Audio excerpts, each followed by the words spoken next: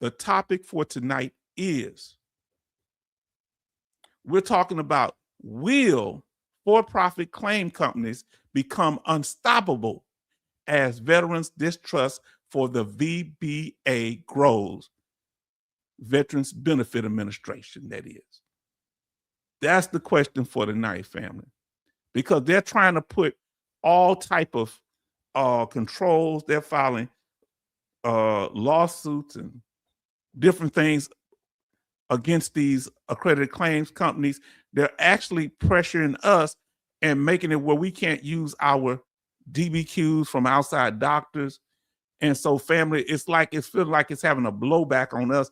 Many of us are just trying to do what?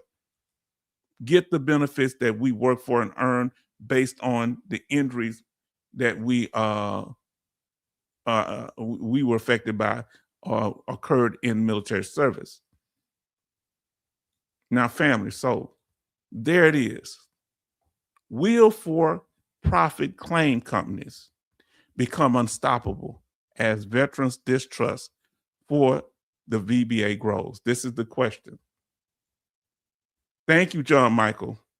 John, I know you're going to stay here tonight. You don't want to miss this one. You missed a good one the other night. John Michael say these claim companies and coaching YouTubers, he ain't leaving nothing out. Let me tell you something. You speak freely tonight, okay? Oh, I should have said that. Coaching YouTubers are going to cause us to lose our benefits. Now, my channel will tell you, people in my channel will tell you, John Michael, that I've been speaking out against clickbaiters for since I've been here, since about a year and a half ago. They'll tell you, I don't tolerate it. And we need people like John Michael say, John Michael, I agree with you. Yes, indeed. Now, listen, Betty Bob say, hope you are enjoying all of the information, H-Town live chat. Please click that like button. Yeah, see, John Michael, ain't nobody against you here, brother. We about the truth. John Michael, hello. Yes, indeed. Yeah, man. We we ain't gonna be no sacred cows, family. I'm covering 3 groups, not just the VA. Okay, so get ready. Now, first, it's gonna be 2 parts to this thing. The first part is, how did we get here? That's gonna be the first part. How did we get here? How did we get to a place where veterans are being scrutinized with their claims? All these claim companies out there, everything is going haywire. How did we get here, family? That's part 1. No, these claim companies, this is from William Bogart. No, these claim companies are going to get sued out of business with contracts like times 6 the increase. Yes, tell me your opinion on what happened to him. And then Benny say, hello, John Michael. John Michael, don't take that medicine too early. If you have to, do what you got to do. Stay up as long as you can, John Michael. Is a liker and subscriber. Okay. Thank you. Family, if you've done that, if you haven't had a chance, go over to Raider HQ channel and subscribe, because he really played an influential role in helping us grow this channel. Now, and also the Salted Marine, Old Salted Marine, and the Green Logbook. John, the only ones causing any veterans to lose benefits is the vets that lie and outside folk that don't believe we should have them. Okay. Come on now. How did we get here, family? Y'all, how did we get here, family? The real Sir Gemini says, bottom line is, to get VA benefits, you got to play by the VA rules. What are those rules? We're going to talk about it tonight. Then we have Bro Typist say, I'm driving around and listening. Great history lesson. Wonderful. Now listen, Charlton Zimmerman says, Charlton Zimmerton says, U.S. veteran have been accused by Congress since 1776, no pay, no shoes. You know what's up. I hope Raider joins tonight. He's definitely welcome. I didn't send him the link. He might be busy or doing his own live, but I'm glad you mentioned it just in case he wants to pop up, because this is an interactive live tonight. I'm definitely going to send him the chat. And if any of you want to come up, you're welcome to come up too. You understand what I'm saying? Because you family here. Now, you don't necessarily have to show your face, but you're going to have to show it to me before you come up. That way we won't have any trolling issues. But we won't show your face on the to nobody else.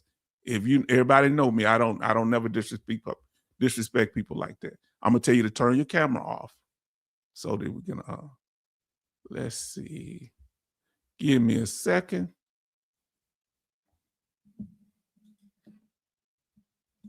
And some people don't get the notifications either. Who had problems with the notifications? Let us know. Because this is going to be a hot topic. We ain't trying to run y'all blood pressure up, but we want to make sure that everything is good. Now, family, as we were saying,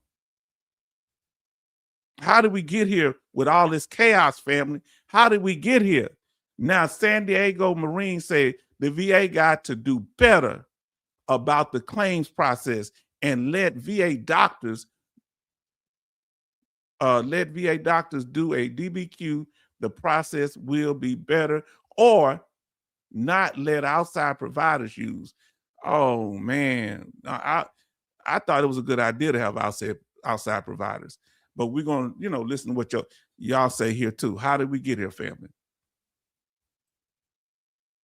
Benny say hello, Charleston. Okay, the claim process is too ambiguous, and this is my point, Sean. This is my point. It's always been too ambiguous. So when I know you about to say something, John Michael, but they shouldn't make it ambiguous. We wouldn't be in this situation. VA must take some blame, my brother. Now listen to what John Michael say. I submitted a DBQ 9 years ago. It wasn't filed outright because the site never filed one out before, and never filled one out before, and I went to an exam. I guess that means I'll be reviewed. I hope not. Say, okay, I got it. Okay. Now listen, OT, everybody show love OT. VBA and the VSOs are the ones that need the training. Re-implement the VBA training pre-pandemic times. Definitely. Oh, that's a very great statement. And Ronan, I apologize for not mentioning you earlier, brother. I apologize. Smoking Joe says, when I retired out, a VSO took care of me. That's good. And then we have OT say, there is an existing directive 1134 for VA providers to fill out DBQs. Did not know. I'm gonna have to look that up. Did not know. I've never heard anybody mention that. That's great information. Ronan say it's a mixed bag. We got here because of TikTok veterans, broken process, greedy companies, and special interest groups. We all have to take some blame. Yeah, but they didn't see where it was going. The VHA themselves won't do it. And then everybody's saying, hi, okay. And then get your last questions out, because I want to do a segment. I want y'all to interact on each part, if we can do that, as y'all see fit. U.S. Army Grunt says, need more VSO per county, not just a few in downtown courthouse. My county needs VSOs in all four corners of the county, so you don't have to drive 25 miles one way for help. Now that's real talk. VSO veterans screw over. Wow, I hear you. October 2025 vet says, I think going forward, all military should be screened for claims before they get out. I think all, whether they think they have, I think that full physical should have the full screening. Now, Sister Grace says, remove the disclaimer on the DBQ form. The VA will not pay to have this completed, and the system should have to be billable charge to completing the DBQ. Okay, it should have a set billable charge for completing the DBQs. That sounds good.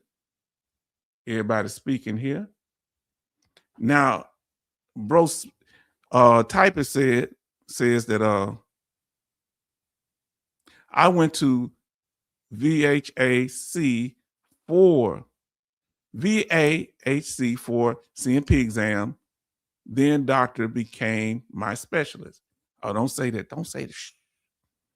Hey. Now you just joking about that. Amen. Okay, Lord. Now listen, you don't say that. 66 say as much money as they spend, some should go to local county VSOs to get them up to speed and have the necessary knowledge. Yes, but a lot of these VSOs are starting to die out. Remember, I did a video and somebody mentioned it on the live stream. Now listen what John Michael says. It's the mentally that it's the mentally that every veteran thinks they deserve 100% at discharge. Oh, the mentality. It is the mentality that every veteran thinks they deserve 100% at discharge, whether or not. Yeah, I don't think veterans feel like that. Many of us don't even know about our benefits. Charlton says, I blame the Washington Post hit piece for the start. Okay. Then Betty say the VSOs need to stop being so lazy. I got screwed in 2017. I hear you. Now, J. Oliver says that 1134 directive has been reinforced by statements from Dougie. Oh, that's a good thing. In the last month before the end of the last year. I would love to know where you heard him say that. One word, greed. We're going to cover that word tonight, Brother John. Brother John Michael, we're going to cover it. J. Oliver, you Pastor Dougie, worst nightmare. Yeah, going to hold him to his word because, you know, he might have been lying. Now, we're about to get ready to get started on part 1 here. Exactly, Sean. You need to know manuals and legal codes to get through the claims process, and they wonder why greedy lawyers and coaches have entered the space. Now, OT says, yep, the VBA claims process is broken. Sue to the backlog of proper training. Okay. I guess meant do. So now we have OT say the knowledgeable VSOs are either overworked, underpaid, or has been retired. Same with the VBA Raiders. Shout out to Raider just retiring, getting ready to retire. And veteran-centric ones are either retired or have been forced out. Now listen to what 66 say. John says some crazy stuff sometimes. A lot of veterans never sought out any benefits. What about that, John? That's most veterans didn't seek out any benefits, and they deserved them. And until they had been out of service for years, about what, 8 years? Sean say the VA recognizes over 300 individual conditions it is rating in its rating schedule. Okay. Now I'm about to get started, family. I think this really goes. I'm having trouble because it's a shadow. So let me pull it up on the whole screen, family. I can get it. Now, everybody show love to GMD. I think this really for future claims. Okay. I think this really for future claims. It will be crazy to say your symptoms wasn't your symptoms 3 years ago. Big Rock says, we got here because VA contractors are biased because the VA pays them. Don't bite the hand that feeds. So we as veterans have to seek help. And unfortunately, there are claim companies that are bad. Now I got to get to it, family, because y'all going to keep talking. This is a very powerful subject here. So I got to get to it. I prefer going to the VA hospital over QTC for exams. Interesting. Now, John Michael says, I'm talking about veterans who apply for benefits. Well, some have the right to apply for benefits. Wouldn't you agree? What about the ones that don't apply? Do you have anything to stay on their behalf? Can the VA be wrong sometime? I got to get into it, family, because y'all got a lot of information going on here. So let's get into it. We're going to start off, as I said, with how do we get here with all this chaos, dealing with for-profit organizations and the VBA. Let's talk about it. One, many veterans didn't have any direction. If you didn't have any direction when you got out the military about the possibility you can get entitled for certain benefits, VA benefits, disability benefits, compensation for your injuries. If you did not know, if you did not know that you didn't know anything about how to do that, how the process work, put no in the chat. If you did, put yes in the chat.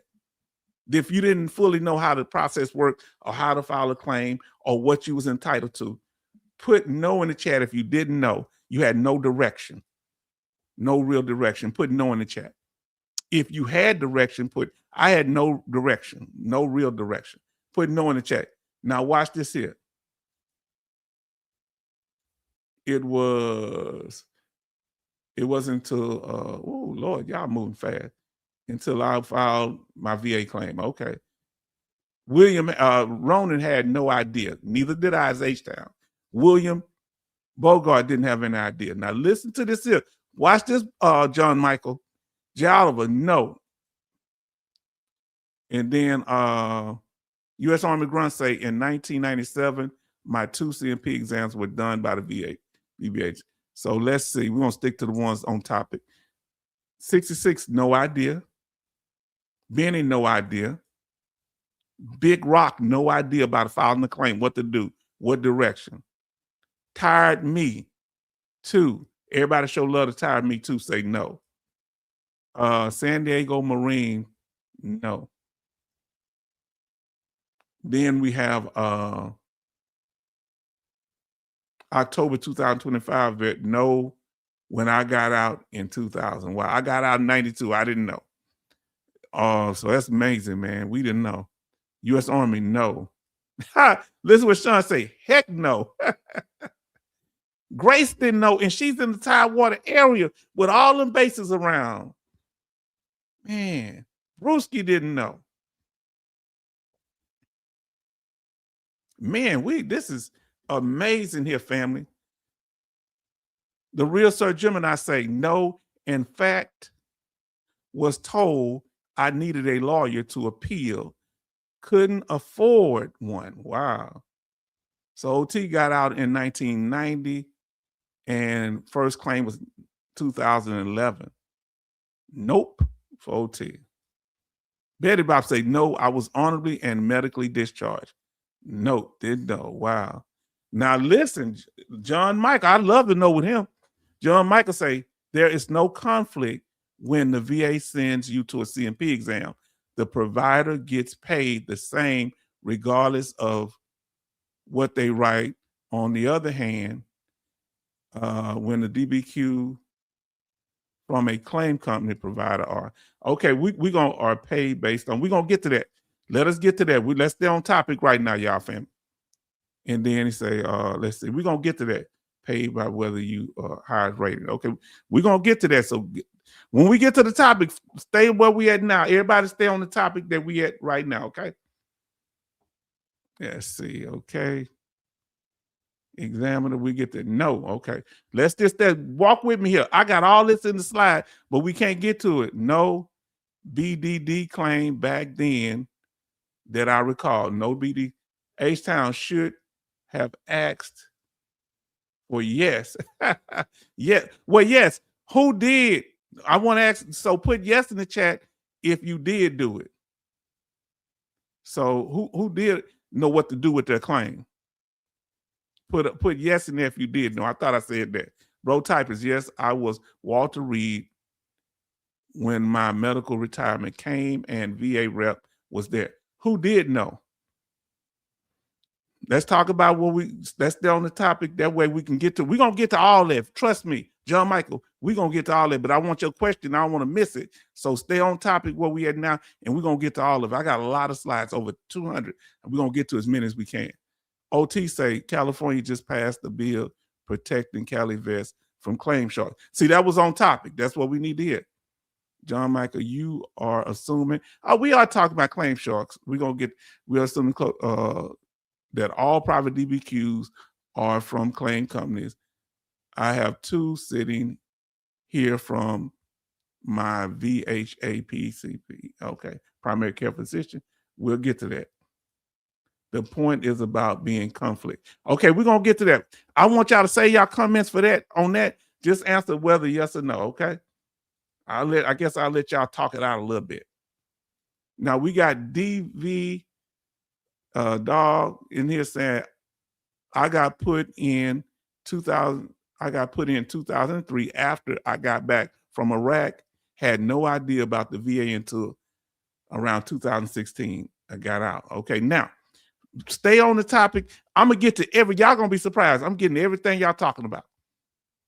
Now, when we get out, had you ever have somebody tell you this here, or give you veterans or other people give you conflicting information like, hey, file one claim at a time.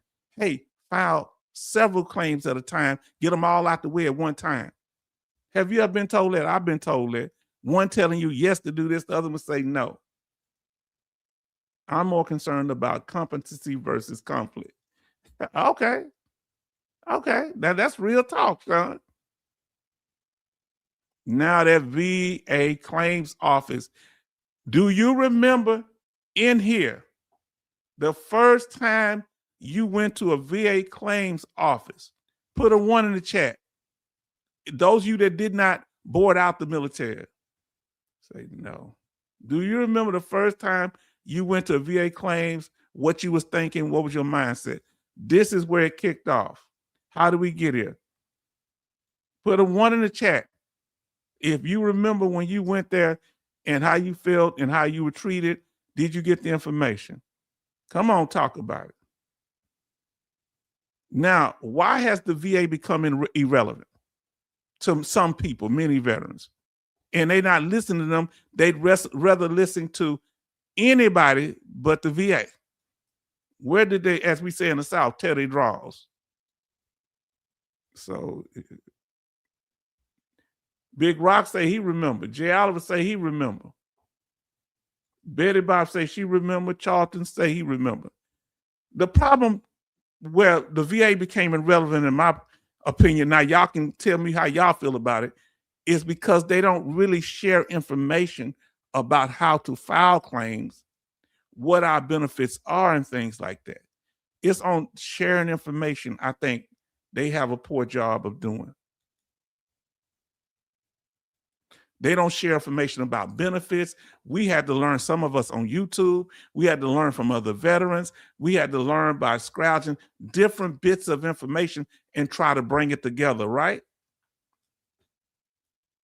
And we didn't know what we were entitled to fully. We didn't know that there was benefits for our dependents. What percentage, if you remember what percentage when your first percentage you got that was 30% or more, when you added your dependent, what percentage? Put that in the chat. For me, it was 30%. Okay. The first time I added a dependent, well, now it's 50% because I automatically got my first percentage that I had was 50%. First, but you can start adding at 30%. What percentage was you when you added your first dependent? The VA tells you one thing but means another. Oh, we about to talk about that. You say, heck, I was lowballed an initial claim. Okay, yeah, we'll get to it. Learn that the hard way. Yes, 70% for San Diego Marine, 30% for the real Sir Gemini. I was 50% the H-Town vet. And I want y'all to stay on topic where everybody that's watching this recorded, this will be beneficial to know, okay? Try to keep your comments on topic. We're going to get to all your concerns. So tired me say 30%. 66 say 300%. I believe it. Sometime it add up to that. U.S. Army grunt say 1997, 40%. OT say 40%. Betty say 30%. Van Oliver says they were 50%. J. Oliver say he was 40% when he added dependents. 66 say 30% when they added dependents, I mean. And then Grace Smith say she was 30%. Then we got 37 likes and 33 watching. Thank you so much. Say hi and say hi H-Town. Boom, nailed it. When you if you're service connected and over 30% or more, let us know what percentage were you when you first added your dependents. October vets say, I was told not to worry about adding a dependent by VSO 4 months later, still waiting. I can't stand when they give information right. Why would they tell you not to worry about it? I've had people at the VA hospital tell me not to worry about it, and then I missed out on travel pay. A veteran told me that. Oh, don't worry about that. Boom. I say, hey, boom, okay. It's still 30% as of August when I got there. Yeah, it's still 30%. They added that 30%. But what everybody say hi to David Hawkins. What was your percentage when you added your dependent? That's what the question is. So OT say 2011, 40%, 2021, 70%, 2022 permanent total, thanks to the PACT Act. Okay. I didn't know it could take you over that. Okay. 30% for Big Rock. Okay, now, okay. Oh, now this is interesting. Boom, Nelda say, I am waiting on BDD to finalize, still active duty, but I added my dependents on my own. I didn't know. I was wondering, oh, you can add dependents if you get at least a 30%. Big Rock say, I remember that I thought I would get was combat related. All I would get was combat related. So tinnitus, PTSD, chickened out of CMP, and I could not deal with it. And back pain. The VSO didn't explain anything, just filed the claim. Okay. Good luck on your BDD claim. If that's the claim to get out for the disability on the way out. Everybody show some love for Boom Nailed It on the way out for the claim. Now, family, we're going to continue, okay? Now, this is when it becomes an issue. If you've ever been rejected, on a claim and they did not explain, and this is a problem that the VA has, whenever they have claims, they reject you and don't tell you why. Have you ever never got rejected and they didn't make it clear why? My dependence was added during my first rating at Walter Reed. Okay, that's for bro typists. Okay, good luck, Boom. Yes, indeed. Proper rating. Yeah, I hope you do get properly rated. So we get rejected. We don't know why. Oh yes. Have you ever got a rejection and the VA did not give you that long narrative? They maybe gave what Raider HQ talk about, that short narrative. They don't explain why Whoever got, and they didn't tell you why. I did. So did San Diego Marine.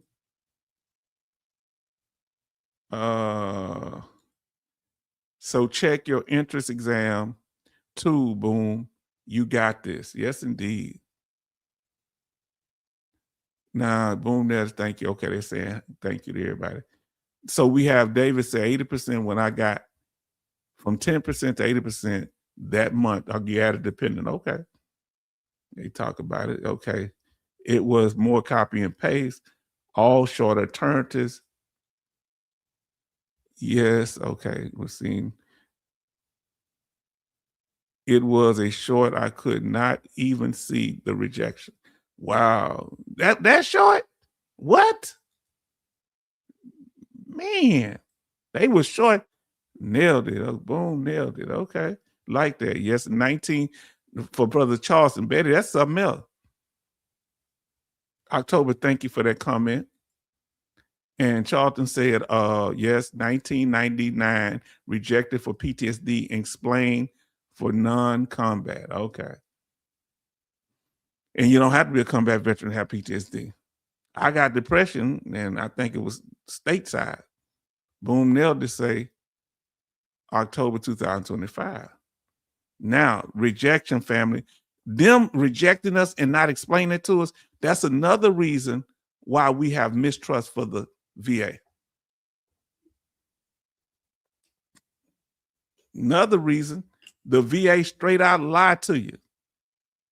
If the VA have ever lied to you, a VA representative at the VBA, the Veterans Benefit Administration, put a Pinocchio nose in the chat or something that represents the lie, or just put the word lie in the chat. That's another reason people are pushed going away from the VA, not trusting them. Has the VA ever lied? Put the word lie in the chat. Had they ever lied? They lied to me. They lied to H-Town. Oh, you don't qualify for this. You don't need to file this. I lost a whole bunch of back pay. Now listen, Betty say, H-Town last year, you and Coasty on a live was trying to explain how to find the dental information. Yes, indeed. Let us know if you need more information on that. So Tired Me says, got out in what is that, 19, I think 89. It's behind the shadow, so y'all give me, it's hard to see. Got out in 1989, didn't know anything about VA compensation until my first rating in 2021. That's a crime, wouldn't you say, John Michael? I didn't know, thought it was all about missing a limb, combat. That's the stereotype they run with. Then OT say, funny that the VA would ding the Nexus meal for cutting and paste when the VBA do its cutting and pasting and this paste decision letters left to right. So have I been lied to by the VA? Yes, H-Town has been lied to. San Diego Marine has been lied to. OT has been lied to. Charlton has been lied to. Whoo, hot fire, pants on fire. Betty Box has been lied to by the VA. Jay Oliver say, Pinocchio nose, been lied to. Listen to Benny Gio says, the VA often uses canned text that can feel impersonal and unclear to your specific claim. That's why they say it might be pasting, copying and pasting. You have to be able to pick up the nuggets to have an understanding to why it was denied. I think they should do that long form, but you're right. We have to do that, but we shouldn't have to. They should tell us. Everybody show love to Benny Gio. Benny G. Sailor Jack say, they lied to me. See, Sean say, they lied to me. Same here. They lied to me. Sean say, they did to him too. VA does a lot of paperwork. Yeah, they do. Oh, The VA does a lot of wordplay. We're going to talk about that too. I don't think I'm going to be able to keep up with y'all now. Bro, type and say, I must been lucky with the VA. I had nothing but positive experience. That happens. I've had some positive experiences. I can't say they've all been negative. Now, OT say the government in general hiding all these benefits, VA benefits, CRSC benefits for retired veterans. They should have them out open. Now, listen what 66 say. A lot of us missed out on a couple of $100,000, all because we had no guidance or real information when we left the service. Yes, indeed. The VA speaks a different language. I agree. I agree with you, Sean.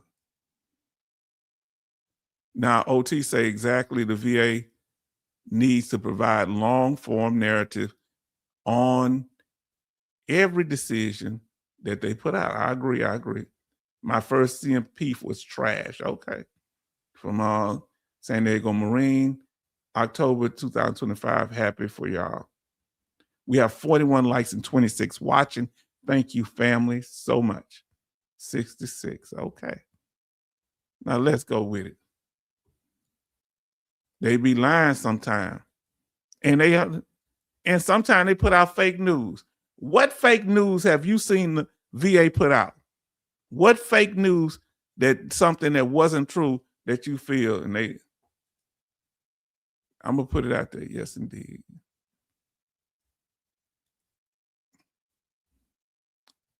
Now let's go. Fake news, family. What fake news have the VA put out? Well, when they're not going by the regulation, laws, rules, and regulations, the M21-1 and the laws and regulations book that goes with it with court cases. Listen, facts are simple. Something which can be proven to be the case.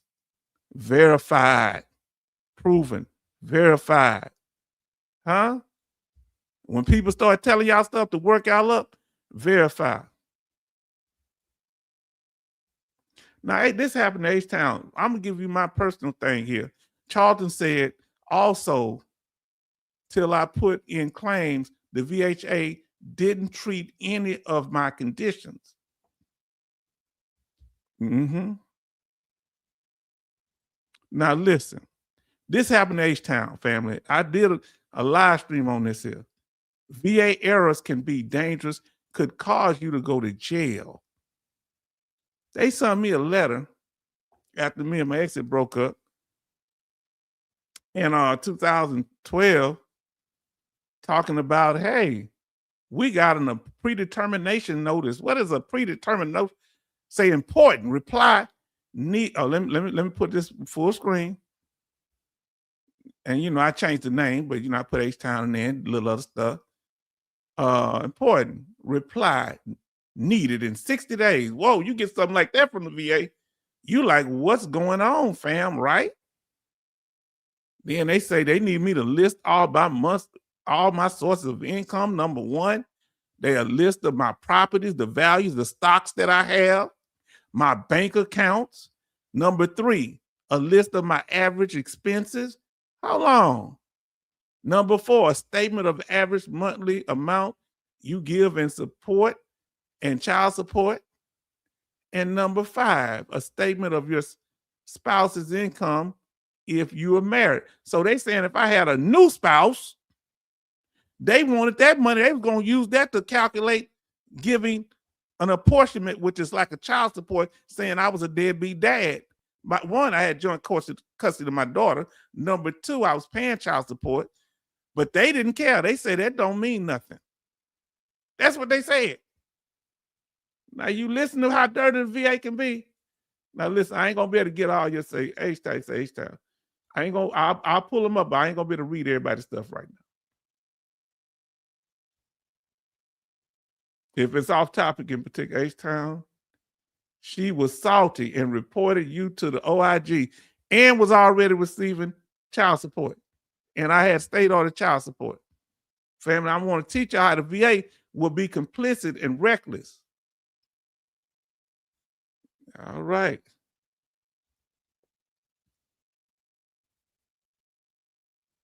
Now, so they say, well, initially we're going to withhold what we are doing. We will initially withhold $250 from your monthly check starting May 1st. Oh, this was February. So in 2.5 months, 3 months, they're going to be less than 3 months, they're going to be taking money out of my check. Yes, indeed, family. Y'all hear this here? They said, we do not want to cause you undue hardship to you. LOL. Huh? Did y'all see what they said? Come on now. He read that. It's somewhere up there. Where did they say that? Hold on. Did you see the joke? They made fun of me. Hold on. Where's that? Yeah, look up here. It says in the first paragraph, we're working on a predetermination claim, and right there say, so we need you to send us the following information to help us decide. Hold on. We do not want to cause you undue hardship on you. Yeah. But look, they say they're going to take it out before they even make a decision. Just hold the money. And at the bottom in red, it says what we propose to do. We will allow an apportionment of your benefits. We will reduce. If we allow an apportionment of your benefits, we will reduce your monthly check beginning June the 15th, 2012. So they're going to take the money out anyway. That's a hardship. We will determine the final amount of the reduction based on the evidence you and the claimant provided us. They didn't even mention her name. I'm telling y'all. Huh? Come on now. Apportionment letter. That's right. This is H-Town letter. You can go back and watch the whole video. This is my introduction to being blindsided by the VA. They caught me off guard. They had me on the ground. That is crazy. Family, I told you I'm not playing here.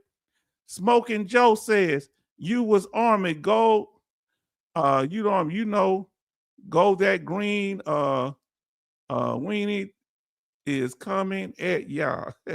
Man. Now here we go, family. I ain't up on the screen because I want y'all to see this. Call me off guard.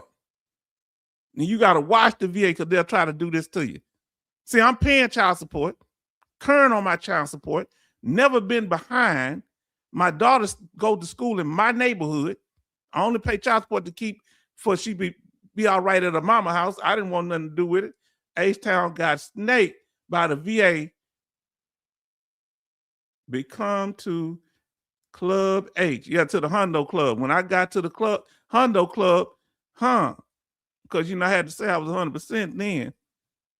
But think about what's going on. I'm already paying child support, and they gonna get child support a second time out of the same money. Now look what H-Town did. I want you to learn how to do a rebuttal with the VA. Look at my letter. The Department of Veteran Affairs Regional Office. I am writing this letter in reply to the claim for predetermination notice dated February 10th, 2014, in regards to a fraudulent request for an apportionment of my VA benefits requested by my ex-spouse. The purpose of this letter is to provide evidence by the way of current child support statement and federal veterans laws that an apportionment for child support of my VA benefits will cause me an undue hardship. You got it, Sean. This is a direct violation of my divorce decree and state Texas family law. The attached 2-page child support statement shows that I am current on my child support and that I've never missed a payment or been late. The letter is from Fort Bend County Child Support Office since the Office of Attorney General has never provided service to my ex-spouse because I was never behind, and because I was a veteran, they couldn't garnish my pay, so they just let me pay by mail. What's the key word, family? San Diego Marine says financial hardship. Yes, indeed. Good, y'all. Good for you. Yeah, H-Town. Yeah. Yes, indeed. Look, now listen say, Lucky H-Town didn't get hit to 10% in county jail. So guess what? We're going to talk about that. What to say? Verify.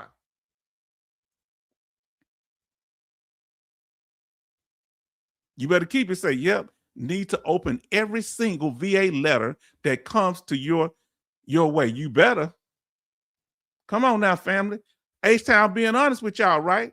Now listen to Grace Smith say, H-Town breaking it down on that form 4138 and submitting the evidence backing it up. This is what H-Town do. Now I want to say this to you, sister. By 95% of it, I wrote myself, but there was key words that was given by another veteran, and and I appreciate that. About one or two people gave me a few little advice. My representative from the American Legion and another veteran brother. Now listen. Come on, let's go to the second half of my rebuttal. Come on now. Listen. This is how you fight the VA. Because this is why we don't have trust for the VA all the time. Where you at, Sean Michael? John Michael, where you at, John Michael? Now listen what I say. I reiterate what they tell me. Now y'all give me a moment. I got to get this air on. It's hot up in there.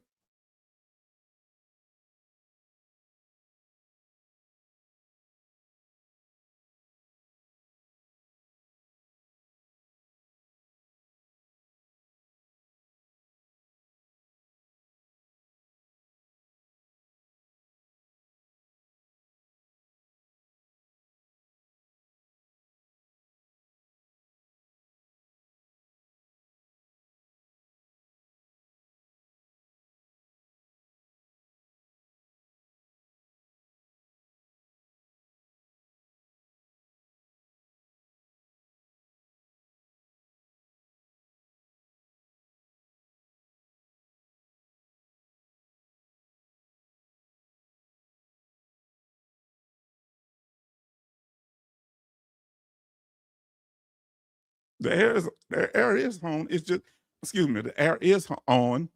It's just hot in my computer room. Now, knowledge is power from OT. Verify and keep every single VA letter. Come on, that's right, Betty. San Diego Marine say, Betty Bob's amen. And Smoking Joe say, hell yeah. Don't throw that stuff away. Read it and respond. Yeah, I was nervous though. I gotta admit, I didn't want to deal with that. I felt like, hey, I'm doing everything I'm supposed to do. Why they picking on me? The VA and my ex against me? This is rough, man. You know what I'm saying? OT, always confirm and verify. Now, y'all see where I got this from, huh? Now, I got it full screen where you can't see me so you can see the whole page. October Vet says, anybody knows if they send you letters, do they message, email, or website you as well? I don't know. I want regular mail. H-Town could have gone postal. Yes, I could have. Now, I ain't going to lie about that. Now, listen, 66. How many vets got that letter and just went with it thinking they had no choice? And y'all got to understand, I'm about to explain on this second half. Grace says, I had not put my my EMY for email correspondence. They mail everything to me. Okay. Now, H-Town, 2 clicks if you're okay. Yeah, I had walked away. 2 clicks. Hold on. I'll show you my face. Okay, I'm okay. 2 clicks. You're something else, man. I love my brothers and sisters. Now, Betty Bob say, The VA have a lot of those letters in blue button online. I would not rely on that much. Okay. You still there? I said I had stepped away, remember? I say, give me a moment. I thought y'all heard me. Good. Okay, H-Town. That's how you get after it. Yes, indeed. I keep all my letters. Yes, indeed. Yes, indeed. LOL. Now, here we go. So let me finish my rebuttal and then I give my points. Okay? Listen, at the top, on May 1st, 2014, the Houston VA regional office will initially withhold $250. Now, this is without it even being approved. They just gonna start withholding it because they say they don't want to make a hardship. Well, you taking money out of my account, that's a hardship. They will initially withhold $250 from my monthly disability compensation check, which would prevent me from paying my court-ordered child support and cause me to face arrest and imprisonment. According to documentation sent to me from the Houston VA regional office, a copy of my divorce decree is on file with the VA. Make sure you have it on file because your spouse or ex-spouse can go up there if it's not on file and say you're not taking care of your dependents or taking care of them and try to claim as a dependent, whether they male or female.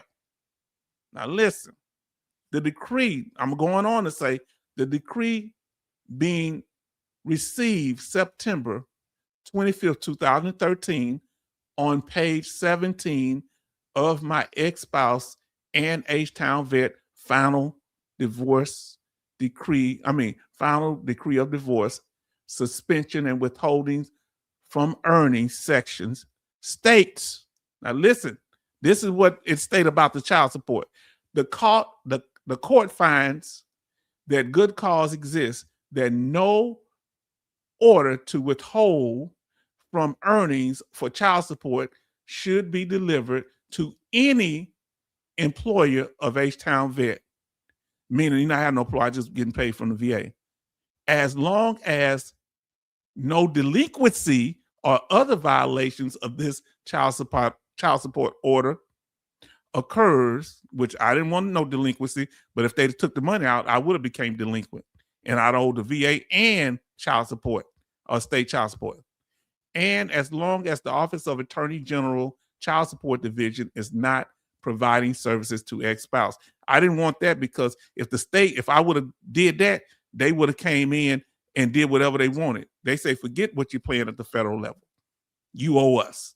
Both of them would have been on my back. Now look what I put in as a warning. This is my postal warning. Warning. It is considered a contempt of court for the Department of Veteran Affairs or its agents. I got that from my friend that helped me.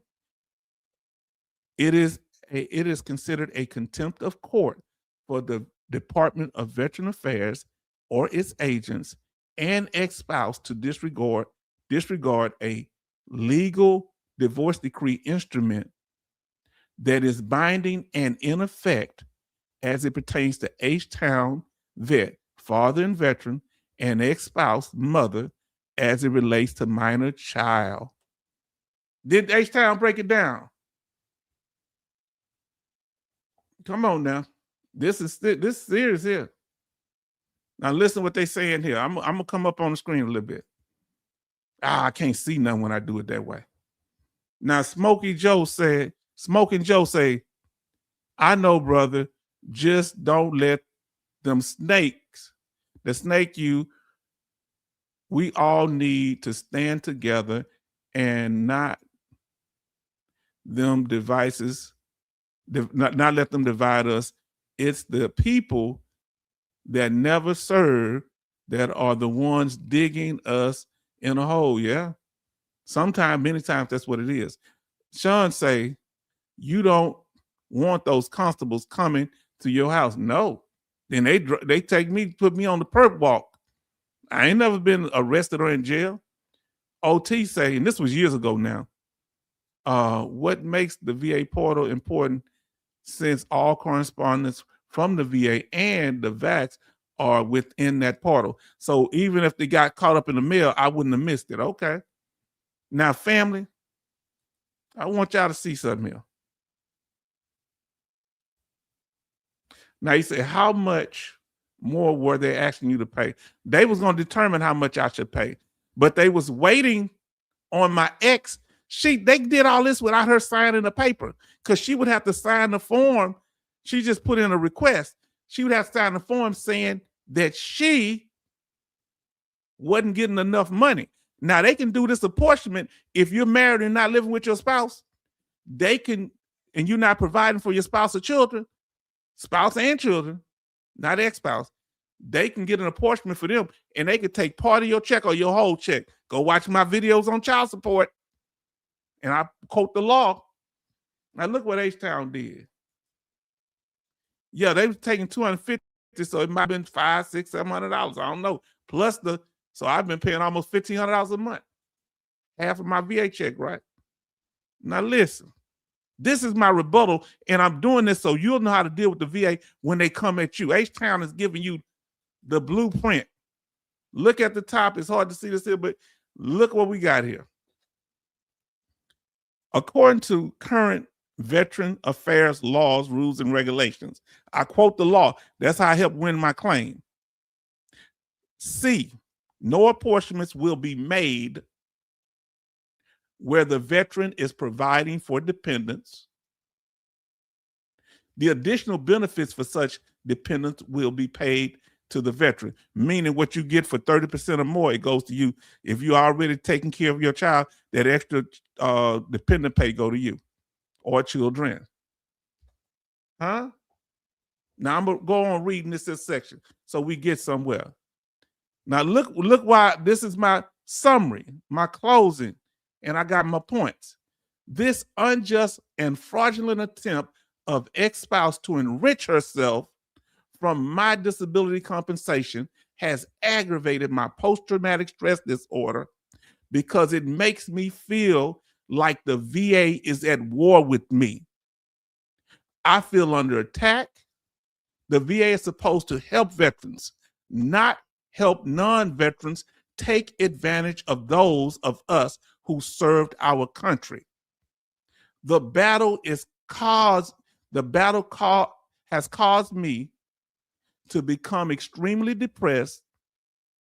I am asking for Veteran Affairs to resolve this issue prior to May 1st, 2014 to prevent any withholding of funds or apportionment for child support so that I can avoid any future due hardship. Fam, I ain't telling y'all, that's the VA that's supposed, do they supposed to treat veterans like this? Now we got Dome Logic saying, so they don't take the health care and free college into consideration. Nope. Nope. Nope. OT. Yep, it definitely was a shakedown. I don't know why I want to say snake. Now listen to what my points was. We're going to close on this part, going to the next section. See, H-Town ain't going to give it to you fake. I'm going to give it to you real. And when you ask the VA for anything, I would file for an increase after that. I should have. The next time I get into legal trouble, I'm hiring H-Town as my lawyer. I ain't a lawyer. Disclaimer. Dome, so good to see you. Undue stress and anxiety. Yes. Now listen to what we say. When you ask the VA for anything, you want a 100% permanent total. You say, I want 100% permanent total. And this is why what I want. I want Chapter 35 educational benefits. I want champion healthcare, and I want no future exams because of what you described earlier. Now, this is what I did with this situation. Why the VA should not grant an apportionment. Number one, for the VA to grant an apportionment, I mean, that's like child support from the VA, would allow my ex to double dip and get child support twice from the same source of income. Huh? Did y'all hear that? So she'd be getting child support from the state and from the federal government. on my same source of income. Number two, why they shouldn't have grant the apportionment. I currently provide court-ordered child support and has never missed a payment. Boom. So why should you grant something when I'm already doing that? Number three, ex-spouse has had a full-time job with the state of Texas for over 15 years, making over $40,000 a year plus $6,000, almost $7,000 a year in child support. And yeah, I paid extra for medical. Number four, ex-spouse testified in court on June the 14th, 2014. Yes, she took me to court right before they're trying to move my daughter out the area, but they didn't let her do it. She has recently received a pay raise, a raise from her job. So why does she need the money? Number five, see, playing with me, you don't want to play with me because I don't bother nobody. I have a limited income of $28,609.92 annually after I pay my child support, and the apportionment would deprive me of the basic necessities of life. Yes, I got tax exemptions. Yes, I don't pay no taxes on my money, but that ain't their business. I'm dealing with raw numbers here. You hear what I said? Number six. Hold on, let's see what our sisters say here. That was a while ago, so don't y'all feel irritated by it. Woo, baby. These increases for 100%. Don't let no one do who didn't serve this country mess with it. That's right. Woo. Mess with us vets. Yes, indeed. Leave us alone. Number six, I believe any additional funds taken from my disability benefits would not be used to support my child, but would be used solely to enrich ex-spouse. Number seven, I would not be able to pay my court-ordered child support and face imprisonment because they be garnishing my check. I won't be able to pay my house note. I lose that too. Number eight, because I have joint managing conservatorship with my ex-spouse, I have custody of my child 50% of the time. I would have serious problems providing for the child when she's with me. When they're with me. This the last one, number 9. I contest, and put this when you disagree with the VA. I contest and disagree with any withholding of funds from my disability benefits for the purpose of child support because I already pay child support per my original divorce decree. Family, even when I did this and called the VA, they told me, our decision ain't based on what you pay at the state level. We can still decide that you have to pay child support. That's what them dirtbags that work for the VA said. Yeah, well, that's one of them. That's what they said. Yeah. Charles say, this is why homeless vets turn out and drop off the grid. Yeah. People don't understand. Sometimes like this should be assigned to JAG officer to investigate before just sending a letter saying they are going to start pulling money from you. And this wasn't done to disturb y'all, but I just want to tell you what I went through and how to, we here family, we here for each other. Yeah, remember that one now. The incarceration one. Number 7, I would not be able to pay my court order child support because they'd be garnishing my check and face imprisonment for not paying my court order child support. Then that ain't going to be the end of it, right? When I go to jail, what happens? This is a domino effect, baby. Now I'm in jail for child support, state, local. If I'm in on a felony, child support is a felony in most cases, and I stay more than 61 days on a felony, they're going to reduce my 100% permanent total down to 10%. So even if I get out after 62 days, I got to go reapply for 100% permanent total. Lost my house, lost my vehicles, lost everything. Huh? I'm telling you. So the VA, yes, yes, indeed. You're reduced down to 10%. And if I was 10%, they ain't gonna give me that full amount. They're gonna reduce me down to half of 10%, 5%.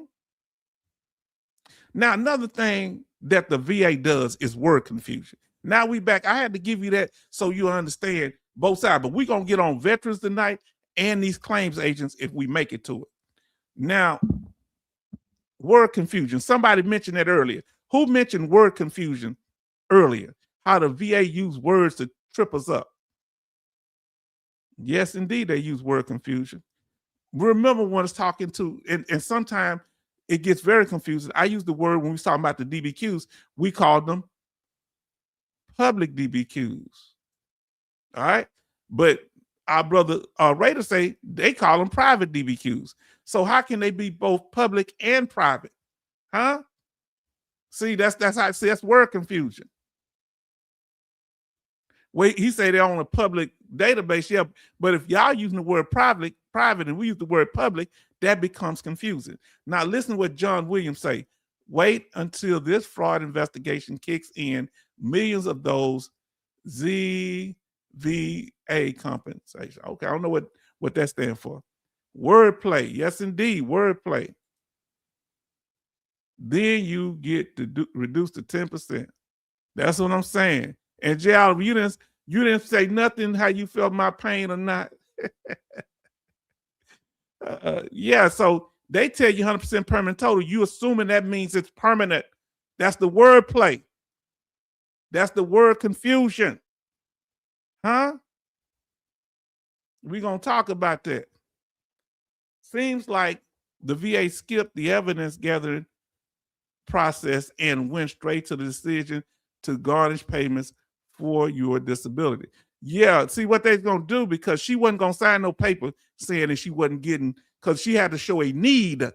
That's something I didn't tell you. She had to show a need, and she wasn't signing that. They were just going to hold my money, then give it back to me 6 months or a year later. Well, by then, I'm already in jail. By then, I'm back down to 10%, right? I lost my house, lost custody of my daughter because I'm incarcerated. And they said, you know what? We just going to give your money back. All better now. No harm, no foul. Come on now. Now, wordplay, you say you're 100%. See, what that made me believe, and some of us have felt that way, that means if it's you have a permanent VA rating, that means it's unchanged forever. No. I ain't gonna quote on it, that's my daughter's mother, and it is what it is. San Diego Marine. Wow, cold game. I should have vetted more, right? So I take some responsibility. And women scorn, people get scorned in relationship, and say, OT say the DBQ is public facing. Once the provider signs it, it becomes private. That's what we need to clear up. And we all have reduction anxiety. Put percentage, if you ever fear of losing your percentage, put the percentage emoji or put the percent symbol in the chat, or put the word percent. Feel y'all, bro. That's a mess. I know, I'm just messing with you. Congress has kicked off a fraud investigation from YouTube. What that knuckleheads? Millions will lose VA compensation. Ranger leads the way. It ain't the Navy. Whoever feared losing their percentage, let us know. Okay, private provider. Jay Oliver feared losing percentage. Has had reduction anxiety, getting reduced on a percentage. Grace Smith, yes, indeed, me too. Let me put mine in there. H-Town sometimes worry about losing the percentage, because you see what I went through.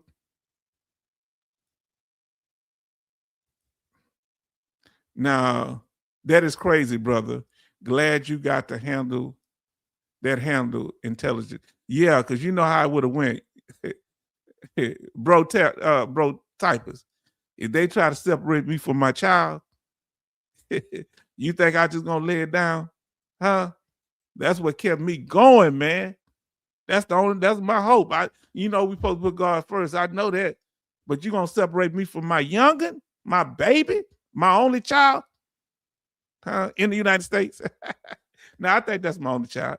99% sure. I mean, my daughter don't like when I do that. She says she don't want no more brothers and sisters. Now, look at the people. Remember, total in PNT means you're rated at 100%. A 100% rating signifies that a veteran's condition is completely debilitating, meaning its severe impact on daily life and work. It may impact daily life and work, but it don't stop you from working if you're permanent and total. We just talking about the total. Now let's talk about the permanent part. Permanent meaning static. Permanent makes us think that it'll never change. No, listen to the wordplay. Permanent like permanent glue. Well, even permanent glue can come loose sometime. Condition, when it's permanent, the P in P&T, condition that are likely or not likely to improve over a veteran's lifetime is considered permanent, not likely to improve. Wordplay here. Word confusion.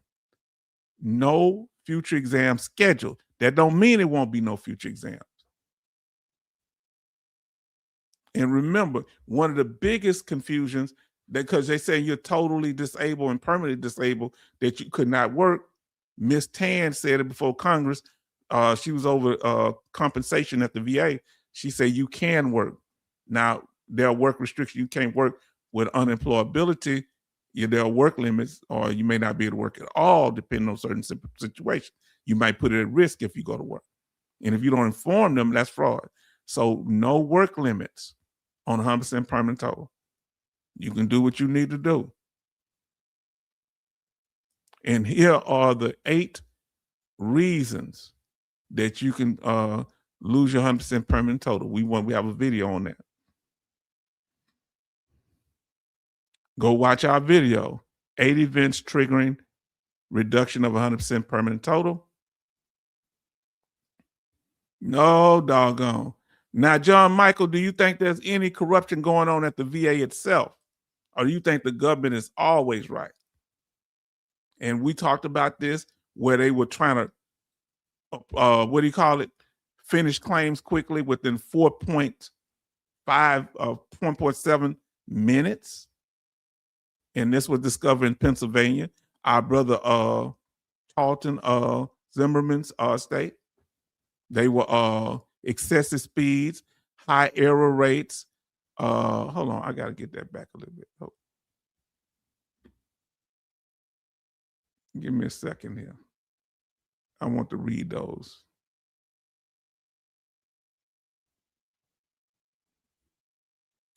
All right, there we go. So there was excessive speeds, high error rates, directors knew, systematic issues, improper payments to veterans. Wow, that's bad. Now listen to what Benny G says. P&T is a misnomer because the word permanent and total seems absolute as it sounds in plain English, but in VA language, it means something different. Word confusion. Yes, indeed. Permanent don't mean permanent. VA math is not regular math. Now, OT say there is always a caveat when it comes to VA rules and regulations, and there's always exceptions. Remember this. And thank you for joining us, people. Please like, share, and subscribe. We appreciate you. San Diego Marine say, I think this AI tool going to take longer than what they are saying. It could have a lot of errors. And now with this happening there in Philadelphia, look how many, this person doing these claims, and they were just the one closing them out and make sure everything right. 84% wrong they got. Only got 16% right.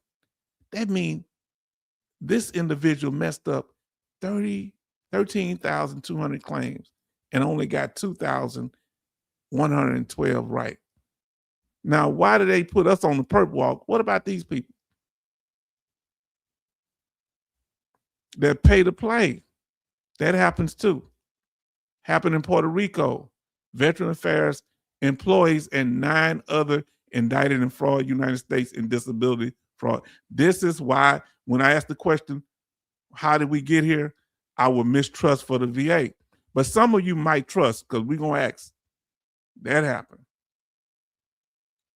And this was the cop who was getting 100% permanent total. And he was, I think he's in Florida, somewhere in that area. But he was the somebody that worked at 2 people that was working at the Puerto Rico VA was hooking him up. That's what the Salted Marine said. Yes, indeed. Thank him for that. All about the resources which the VA currently don't have. AI will take a long time to implement. Yes, and how it's used, because even Grok gets stuff wrong. So Florida police captain among 10 indicted in VA fraud scam. One of them wasn't never even in the military and got like 70, 80%. Ain't that crazy? Other mistakes that cause us not to have confidence in the VA. Even when they say not likely to get exam, they re-examine us. They break the rules too and give unwarranted re-examinations, especially for those of us that have permanent ratings when they shouldn't do it. Why are they doing this? Then with the PACT Act, what were they doing? Stealing back pay money and DIC death benefits from dependents. In the PACT Act, survivors didn't always receive accurate retroactive benefits for dependency and indemnity compensation. Claims reopened under the PACT Act. Now, Martin's in the house, and Martin say, I'm 90% service connected. What's that back? Feedback, mental health, and I read tinnitus can be caused by ibuprofen. Didn't know that. And depressants, which I was on. I didn't know that. I was on those for back and feet. So something have the chance for secondary.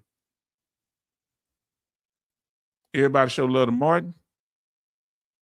So definitely AI tends to hallucinate, yeah. When it does, and you can catch up to it with the VA. Now that I don't know if they're gonna catch up, because that's a government agency. Now we have 66 saying here that we know our government has no problem putting out things that are half-assed. Look at some of those weapon platforms they go to. Okay.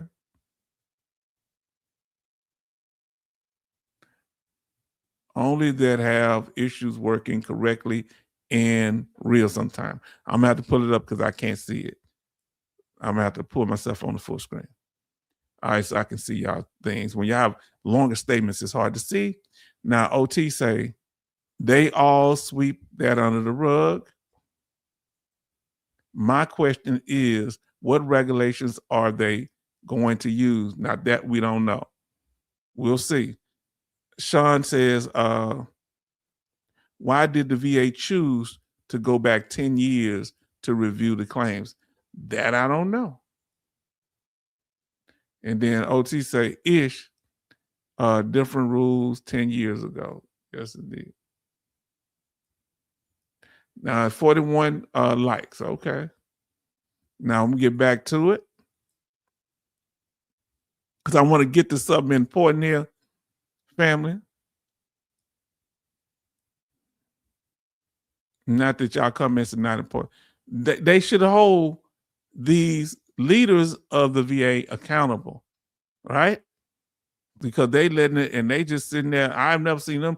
Where they at? just sitting back while everything's going on, the chaos against us veterans. Now, and then this issue of them talking about these independent medical examinations or private medical examinations outside the VA, that they call them in suspicion now. They call them into question. All these questions about us trying to use these DBQs. You come in with the DBQ completed properly in your mind. It's a fully developed claim because you have the evidence showing a service connection if you need it, showing a diagnosis, service connection, and a measure of severity. Let's see what we got. Then you got one of these rating specialists and raters and that blah, blah, blah, blah, blah. Huh? Somebody going over your claim. You don't deserve this. You don't deserve that. I ain't gonna be able to read your stuff right now. We're gonna have to I'm gonna just put it up on the thing. Now let us continue. So this is what I feel, that we're in a hamster wheel, that we're continually, if you've ever had to resubmit information to the VA, the same information, okay? If you've had to resubmit, put an RE in the chat for resubmit. If you've ever had to resubmit information to them that you already gave them, put RE in the chat. Don't forget they work for us. Yes, indeed, they work for us. If you've ever had to resubmit the same paperwork you already gave to the VA and they ask for it again, put capital RE in the chat. Put RE, it could be capital or no matter, but I just said capital. Put RE if you RE if you've had to resubmit information over and over. Look at this. Good job, no, Jay. Thanks. Okay. Resubmit. Now, the lawyers and accredited claims they are next on the list. We'll see. We about to cover them. That's why we're going over this here. We look at how many people: Betty Bops, Sean, Charleston, Grace, H-Town, Big Rock, Jay Oliver, all of us. I'm gonna focus on the ones that's on task, okay, the court statements. Now, when you send in all the adequate evidence, the DB public DBQ or private DBQ, I mean, and they still say it's inadequate. That's what that's a claim over development. Now we got North Idaho guy. Yes, indeed. Say then re. Wow. Benny had to resubmit paperwork. They worse than Social Security, ain't they? Now listen to what 66 say. You know the system isn't geared toward us. Radar HQ even said there are backroom rules they use. We don't know about it. Why are there secrets within the VA? That I don't know. So our brother OT says we've had to resubmit things. Now, I'm always do those first, the ones that's on topic. Now, John Michael said the need to lock up Brian Reese from Veterans Claim Insider. That guy is a real piece of work. I don't know that everybody's innocent until proven guilty, but you might like, stay around a few minutes. You might see something you like here, because we're gonna bring stuff out. So this is another reason people are going away from the VA, because the VA seems to be outside, and it leaves us confused. We gave them everything they needed, but then they still denied our claims. I'm going somewhere with this. So there are gatekeepers in the VA. I'm wondering, it seems like sometimes.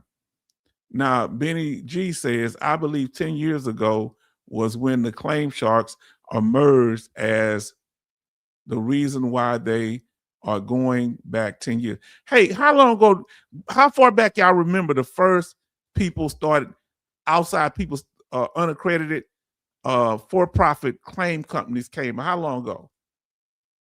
I got you, man. You keep bringing that guy's name up, man.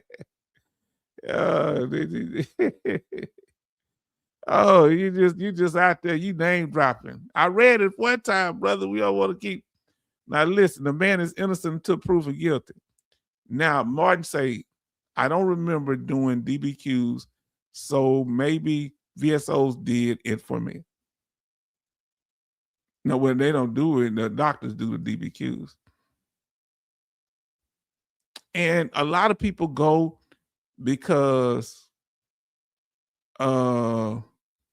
it was just they feel like it's unfair the way the VA treats us. That's why we go outside. And the VA credibility has been hit with all the things that I discussed and more. Accountability. Can we really hold the VA accountable when they mess up?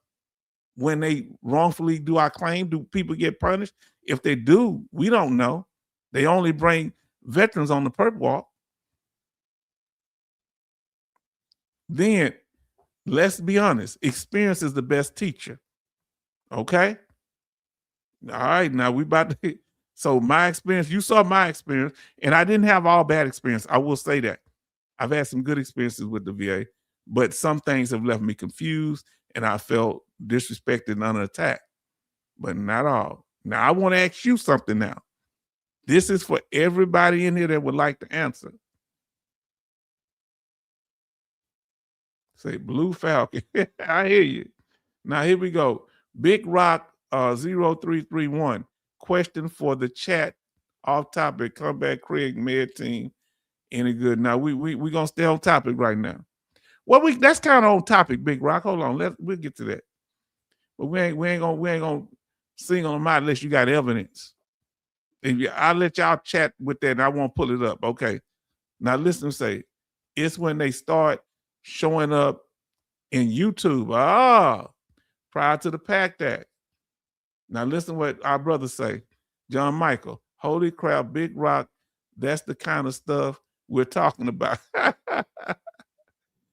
Oh man. Yeah, we don't want nobody drying the heat. And I've done videos on it, family. They know. You're making the block hot, and I said it. Y'all know I've done them. Conflicting medical providers. Sometimes the VA have conflicting medical records that's not from outside. Now, I want to ask you a question. When it comes to trusting the VA, which one of these do you have the biggest problem with the VA? Is it their integrity in the claims process, their commitment to veterans, their sincerity on properly rating claims, or their consistency on properly rating claims? Which one frustrates you the most? Or if you don't have a problem with either of these, just say trust. Put the word trust. If the VA has done all good, which one have you had the most problem with the VA? Put it in the chat, please. If you haven't had any problems, just put the word trust because everything worked out good. When it comes to your claims. Now, Sean says consistency.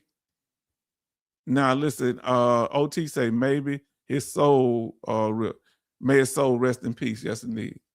No frustration at all. Trust. Okay, John. John Michael Real. Thank you, brother. Because some people had good experiences. I had some good experiences, not all bad. I wouldn't have started my journey without a VA employee. And I went and thanked her about a week ago.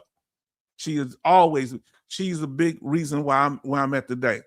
And she still worked there and still have a good heart. All right. Shout out to you and much love to you, your husband, and your family. Her husband's a pastor. And I thank God for her. Now, Grace Smith say, I didn't know about filing for disability once I was rated in 2006, but I did not use any claim companies. I went, I think, let me pull this up on the main screen. You say, let me see where you was at. I went to a VSO. She wouldn't ask direct questions. I found a phone number for a different VSO. That's what happens. So your big problem with them is consistency. Okay. All right. Let me pull it up like this for a minute. I don't like doing it like this, but we got it. We got the tables up there. Which one of them you have the biggest problem with the VA when it comes to VA claims? Their commitment to making sure they get that backlog down, their integrity, being honest, sincerity, they really want to help veterans, and consistency in making sure them claims are right.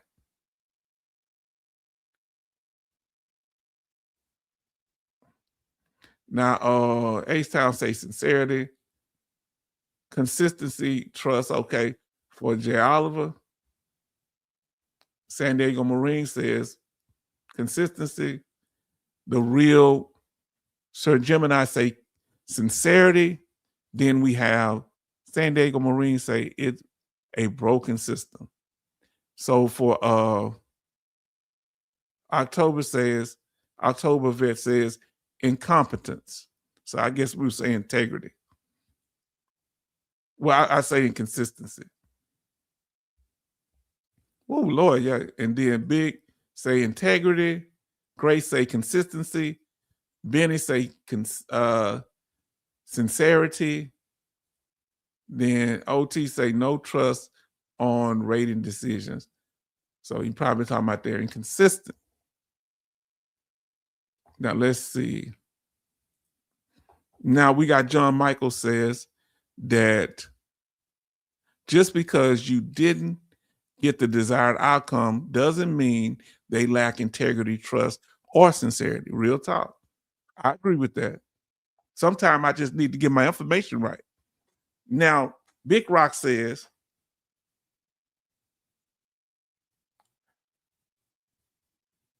well, let's make a list of good and bad so we don't get caught in the middle of fraud because of those we trust. Yes, that's right. John Michael say it means they have those things. Then our sister Grace said, okay, she took my complaint and the original VSO got back with me, but I went to DAV and now I'm almost there. Where I need to be. Okay, that's good. Now, everybody say hello. Oh, look at MCM is here. Everybody show love to MCM. Thank you. Let us know where you come over from. I'm assuming from Raider. Let us know. What is the biggest issue? OT say consistency due to the lack of proper training within the VA. Okay.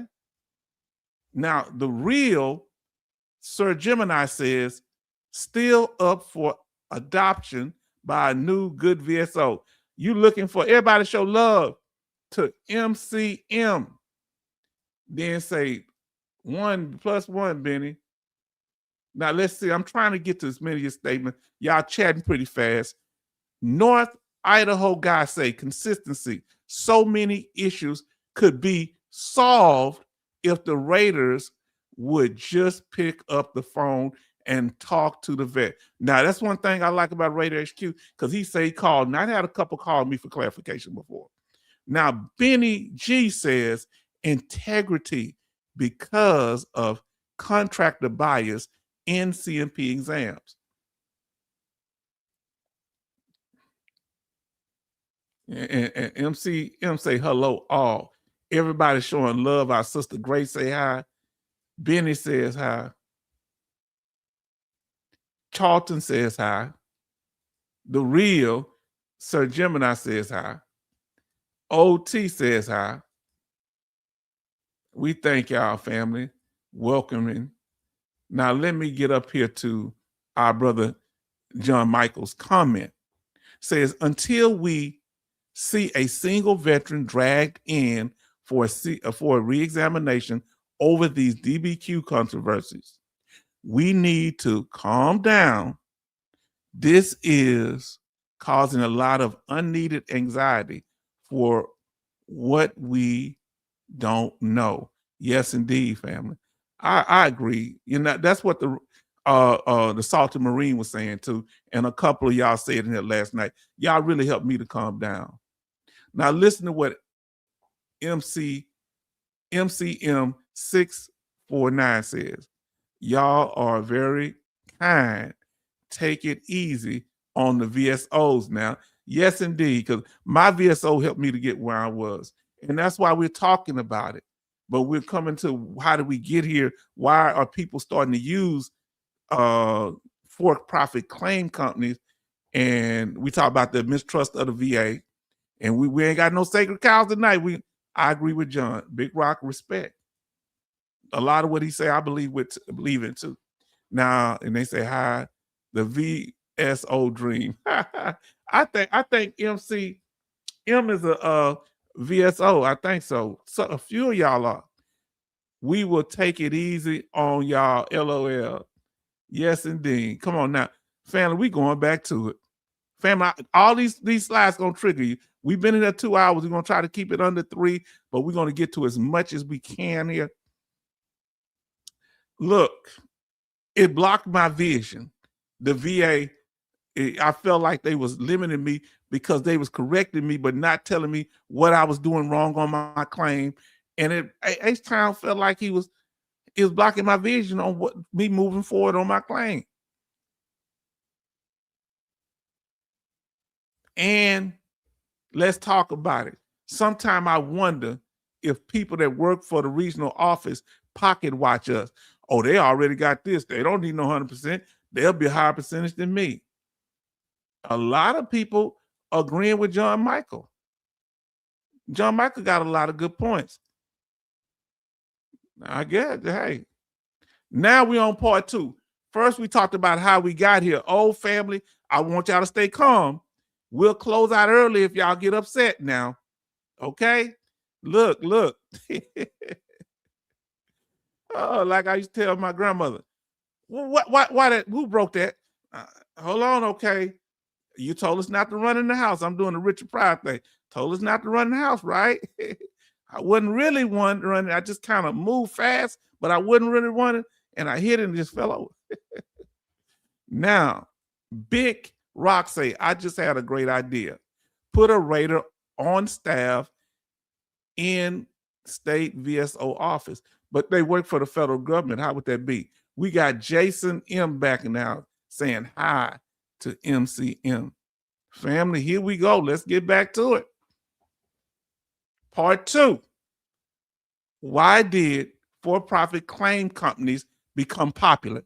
First, I want to hear your reason why. Put in the chat why you think these for-profit claim companies, some of them refer to them as claim sharks, why do you think they became so popular? I just said the VA was hit or miss. They didn't inform veterans. I gave a lot of reasons, but you may have a different reason. Is it because of the way the VSOs wasn't always consistent, or you just didn't know what to do? Is it your fault? Let us know. Thought they already did. Why did they become so popular? They would be a federal VA liaison. Okay, if the federal person work at, he say they, now let's get on task, family. Answer this question. Why did the for-profit claim companies become so popular? Brother Charleston say the money. Big Rock say because veterans were getting screwed, underrated, or denied. Would you disagree with that, John Oliver? Answer the question, sir. I agree with Big Rock on this one. Now listen, Benny G said difficult to navigate the claim system. All good reasons why these companies became very popular. Sean say they filed a vacuum in the system. Okay, they filled the vacuum in the system. I'm sorry, yeah, they filled the vacuum in the system. So there was a need, and they provided the needed help. Now listen to Benny. They were speaking directly to veterans who needed help with the VA claims process. All this is true. Jay Oliver says, oh, look at them. We getting up to almost 50 people in the chat now. I knew this was going to stir something up, family. Jay Oliver say, one-stop shopping for a quick answer and no stress. They going, hey, we here for you. Sit a while. Put your wallet and purse on the desk and let's talk. Now listen to October Vet say, lack of ability of capable resources. Okay, from who? Now OT says, dang, YouTube creating all this confusion and unneeded anxiety. Blame it on YouTube. Say it's our fault. Oh, we know it wouldn't be right unless our brother come in. Our brother John Michael say veterans couldn't get the desired outcome, so they paid for the evidence. Sorry, that's facts. So you say, my brother, who agree with him? It's because we couldn't get what we want. We were pouting, shooting. I'm just stirring up a little bit. We love you, John Michael. J. Oliver say, John Oliver, what the hell? I think me, John, what's it called? He said his own name. He meant to say John Michael. Now, I don't know. OT says VBA, VSOs hit and miss due to the lack of training because some trying to help. Now listen to what Tide say. Increases. Tide Me Too said increases. People want an increase. San Diego Marine says we wouldn't have known if the VA rep slipped up. Okay. Now, OT say, and the vets has nowhere to run or to go. We didn't have many options. Come on, family. We talking about this thing tonight. Okay. Carp DM says, we call you Car. It's all about the money. Vets were eager to get rated. Okay. So some blame the veterans, some blame family. We getting into this thing tonight. Now listen, Bro Typist says, I feel they became popular. Veterans wouldn't. I feel they became popular. Veterans couldn't prove their conditions because the veterans couldn't prove their conditions. Okay, we have 43 likes and 43 watching. Family, hit that like button if this information is informative, and subscribe if you find information that is beneficial to you. We do want to win your subscription if we can. John Michael say these companies are why we will lose our benefits. I hope it ain't that bad, but we shouldn't be punished for what they do. See, that ain't fair, for bad actors. Why we should all have to suffer? John on some Mo BS. Everybody don't agree with you, John, on that. Now, OT say VA claim process is too complex, but made it look easy. These for-profit companies did. Come on, I want to know y'all opinion because we got to get this off our chest. Now, Charlton Zimmerman says capitalism is at its finest. Then John is on some more BS. John, you got people, they thumb down in some of what you said. Now, everybody show love and respect to to Texas Mountaineer. Please do that. Come on now. Good evening, H-Town, from deep South Texas. Well, I'm down here deep in Southeast Texas. So love to you, Mountaineer. Everybody show love to Mountaineer. What evidence can you pay for? See, now I agree with that. What evidence can you really pay for, John Michael?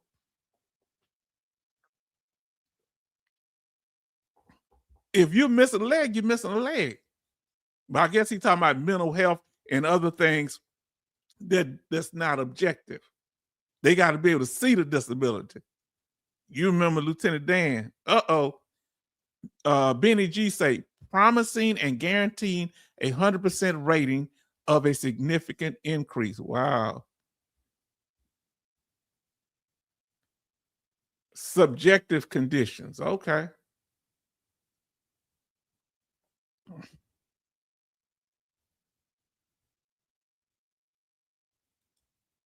Who needs to calm down now? John, LO. John, oh Lord, say. Oh, he got you. He was on your side. That's good. Y'all can be supporting each other and clapping back at each other. Grace Smith say vets baited because the vet assumed they were going to be honest help. Some people say that. Why is that, John Michaels? He said because of subjective ratings. Some things will have to be, he did answer it down here. Subjective conditions. And let me see where we at. Fam, I'm trying to get to all y'all things. Y'all not here. Let me get, I got to pull up on the full screen. They use slick, flashy YouTube videos that suck veterans into a false sense of success if they go with that claims company. Well, they do put out some knowledge too. Now, that's what throw me off. Some of them have some good knowledge, but then once they get you there, they might do the bait and switch. Now, looks into MCM says it's a really complicated process. Shoot, I don't. I do it every day, and it's hard to understand. VSOs need more and better training, but claims companies aren't the answer. Tell us why. You can find someone to help you with claims. Why do you think they're not the answer, sister? Let us know. 66 say, like hiring a lawyer, give him your evidence and statement. Let him argue your case in judicial language the court understands. They can't come up and represent you, though. They say they help you prepare. John Michael say some people don't like hearing the truth because they benefit from it. Oh, shots fired. You being messed up. I ain't saying nothing. I'm sure you, I'm gonna just say you meant that in your best Christian attitude. If y'all put that symbol, I will not be reading it. Okay, that's between you and that person. Grace said those veterans with medical evidence and service connected who went to those I guess claims companies, those companies took them to clear, and they did veterans dirty. So the veterans are the victim here. Okay. They getting back at our brother. Okay, they put that symbol. So they laugh when y'all put that symbol. I'm gonna let y'all talk back and forth. Here, when you put that symbol to somebody, we just let y'all talk with them. Now, North, what is that? North Idaho guy. The VA would put their hurt on these claims companies if they did a massive expansion of in-person claim clinics, like they do in the national organization main meeting. Okay. So, okay, Rio Hondo, okay, Texas. I know you down there. Look at the border. I know you could. Yes, indeed. I know you're in the valley, right? So Jay Oliver says the process is so daunting. The average Vietnam and World War II veteran were functionally illiterate. Some may have been, but that was the case. Some. Many were farm girls and farm boys and farm girls, miners, factory workers, longshoremen, and laborers. All right. Say, okay. I'm sorry. Oh, y'all good. Y'all good. Nothing but love here, family. Evening, Texas. Yes, indeed. Now listen what John Michael says. I'm trying to catch it because I don't want to be behind on y'all stuff. Y'all chat. Y'all so interactive. Do you know when that last video was done, we had 300, a day later, 350 watch hours of people watching it. So yeah, we had almost a 1,000 people that watched it, but 350 watch hours. That's what matters, because viewers mean they can come and go in 2 seconds. John Michael say paying a medical provider who is hired by a claims company that gets future business by how they rate a veteran that's a conflict. I agree. It can be, okay. Solaris. I think I got it right that time. Said hi to all. Everybody show love. What's a subjective condition. They saying like mental health PTSD, that is based on what the veteran reports. So they saying it's subjective. Many things, pain is subjective. John Michael, why do I have to explain that? Oh, don't be all salty in here. John Michael, that's concerning. Solaris, I think I got it right. OT, you still have to prove the dang thing even with the private DBQ, which is true. And they say, hey, there's Solaris in there. Now listen to what Solaris says. I think a lot of veterans are having problems finding all of their medical records. That's a big problem. Speak on that, brother, John Michael. We ain't trying to beat up on you too. We enjoy you. You very engaging. Take it easy on our brother, John Michael. Yeah, that's our brother. He need to take it easy on us sometime. Everybody say, yep, you right. And Grace talking to Lars, and they say, hey, Betty, and I'm trying to get everybody speaking. Yes, from West Virginia. From God, Virginia. Okay, let me go back up here. When I leave, then I get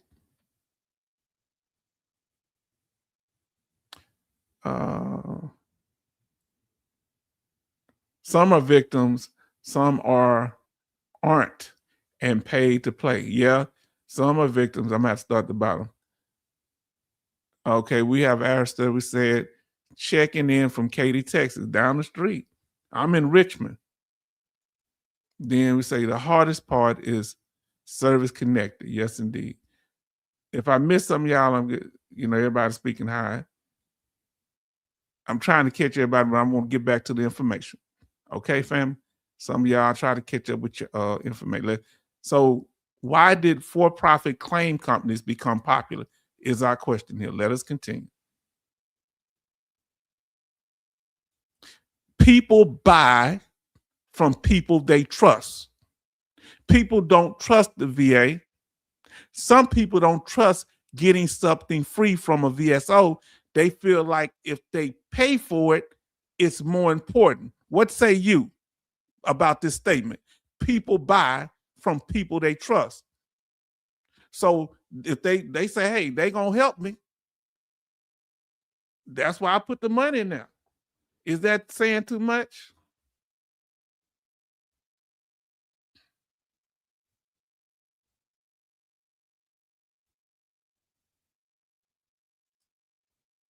Now we're gonna get here. Oh no, I need to put it where y'all can still see that.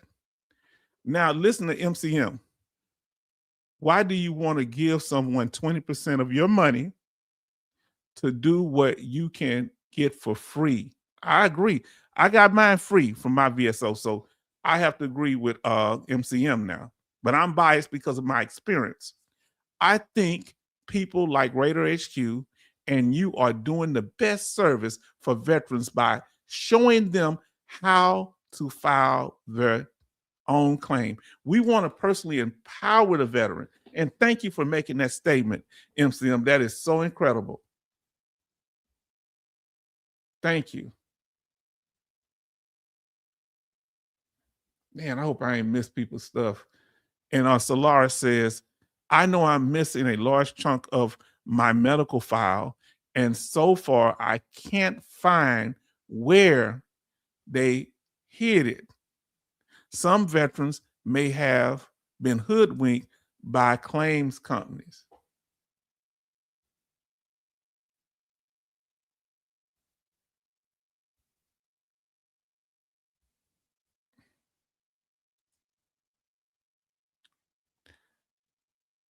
Now listen what 66 say. There are companies that are a big help and some are fraudsters. Just like anything else in life, real true. Now, OT says, in a way, we, the vets, are to be blamed too. Okay, I'm listening. Due to our lack of knowledge in the VA claims process.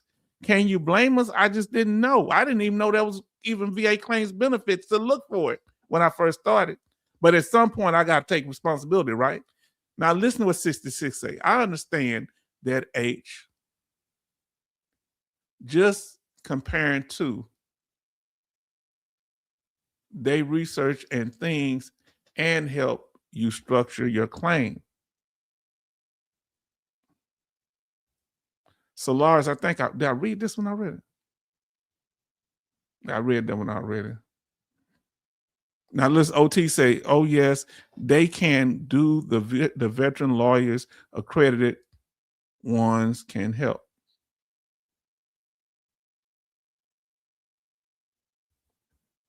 Now listen to what Texas Mountaineer says. Some did the work, but greatly overcharged the veteran. Some didn't do the work, took the veteran's money and hooked them with shortcut. What is that? I'm like, shortcut something. Let me get down the bottom because I know y'all saying stuff here. Now let's see what it say. The mad researchers say some VSOs are great, whereas other VSOs aren't worth a darn. Veterans got tired of dealing with the bad VSOs who weren't knowledgeable or consistent. But people trying, they had to start somewhere. Okay, VSOs is moving the goalposts. Okay, and say, MCM, you are the exception. You show up. Yeah, you show accountability. I appreciate that. Now, let's see what Arister says. It's possible. I've been out 13 years, filed my first claim 1 year ago today, and was awarded 100% permanent total. Everybody show congratulations to Aristo 5. About 4 days ago, and I didn't know anything but watch guys like this help me do it myself. Somebody, if you did it yourself, put DIS. Do it. Oh, no, put DYS. Do it yourself. If you did your claim yourself, do it yourself, your current claim. All right. Congratulations to the do it yourself. Show some love. Ask the do it yourself. Congratulations. Welcome to the Hundo Club. Now listen, Brother John Michael say, you are essentially paying for an artificial rating with a claims company. What about when the VA sends you to a CMP exam? They're paying that examiner. Is that artificial? Are they trying to do something? Now, just my opinion. I'm just asking. Now, the real Sir Gemini says, if there were enough good VSOs, there wouldn't be a false need for some of these claims companies. Now, we're going to, all right. If I missed some of y'all, forgive me. We're going to get on with it. All right, let's get with it. Family, we got good information. People now, the people are willing to pay though.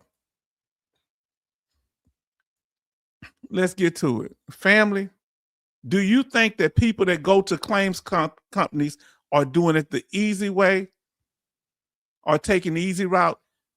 Do you think that they're taking the easy way?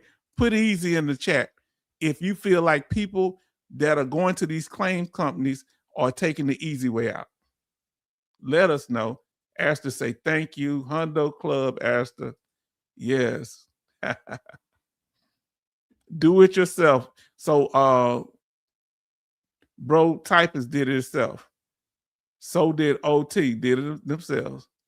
46 likes and 43 watching. Thank you so much. Who think they, when they do these claims, go to these claims companies, they take an easy way out? I agree with John. Okay. Welcome to the Hundo Club, OT says. Artificial ratings. Oh, somebody, Sean, you just triggered Sean, whoever said artificial ratings. Sagetown North said, I agree with you, sir. Yes, indeed.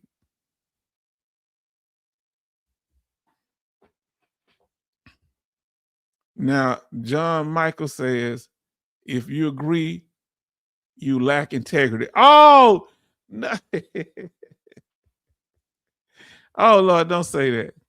Who think they're taking the easy route when they go to these claims companies? Now, it's a blessing to have a definitive definitive claim that can't be denied. Some vets don't have it like that. They need to produce evidence. Even an examiner has to consider that they can take some research serious. Okay. All right.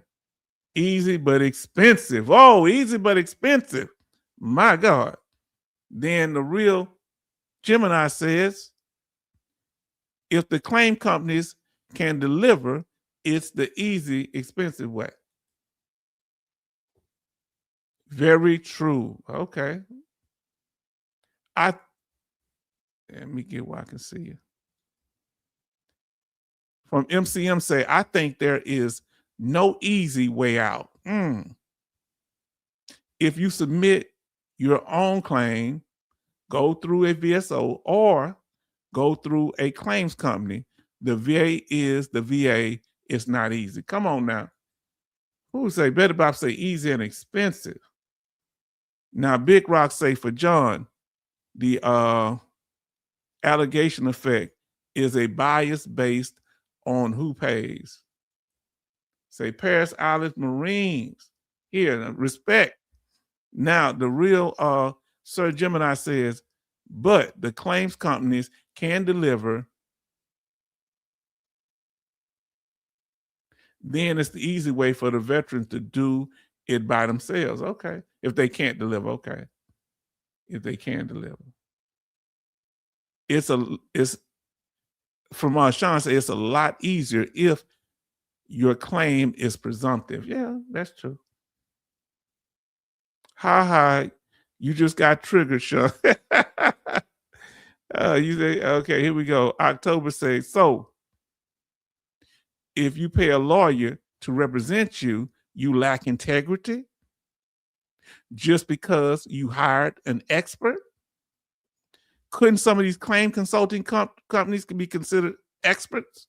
Because there are some lawyers that are unaccredited. Oop, did I tell too much? Now, John say, why are people in this chat defending fraud with excuses like, oh, it's hard to do it with the VA, so it's okay to do it that way? Okay. That's like when they say, oh, the government wastes money, so on many things, why not? Okay. Ooh, I ain't gonna be able to keep it for veterans. Okay. So I can't stand that have integrity. Okay, fam, I'm gonna get going on this because y'all going with it. I'm just gonna have to pull y'all comments up. Y'all can comment to each other. We'll get on with it. Hopefully I can get through with this in the next 30 minutes.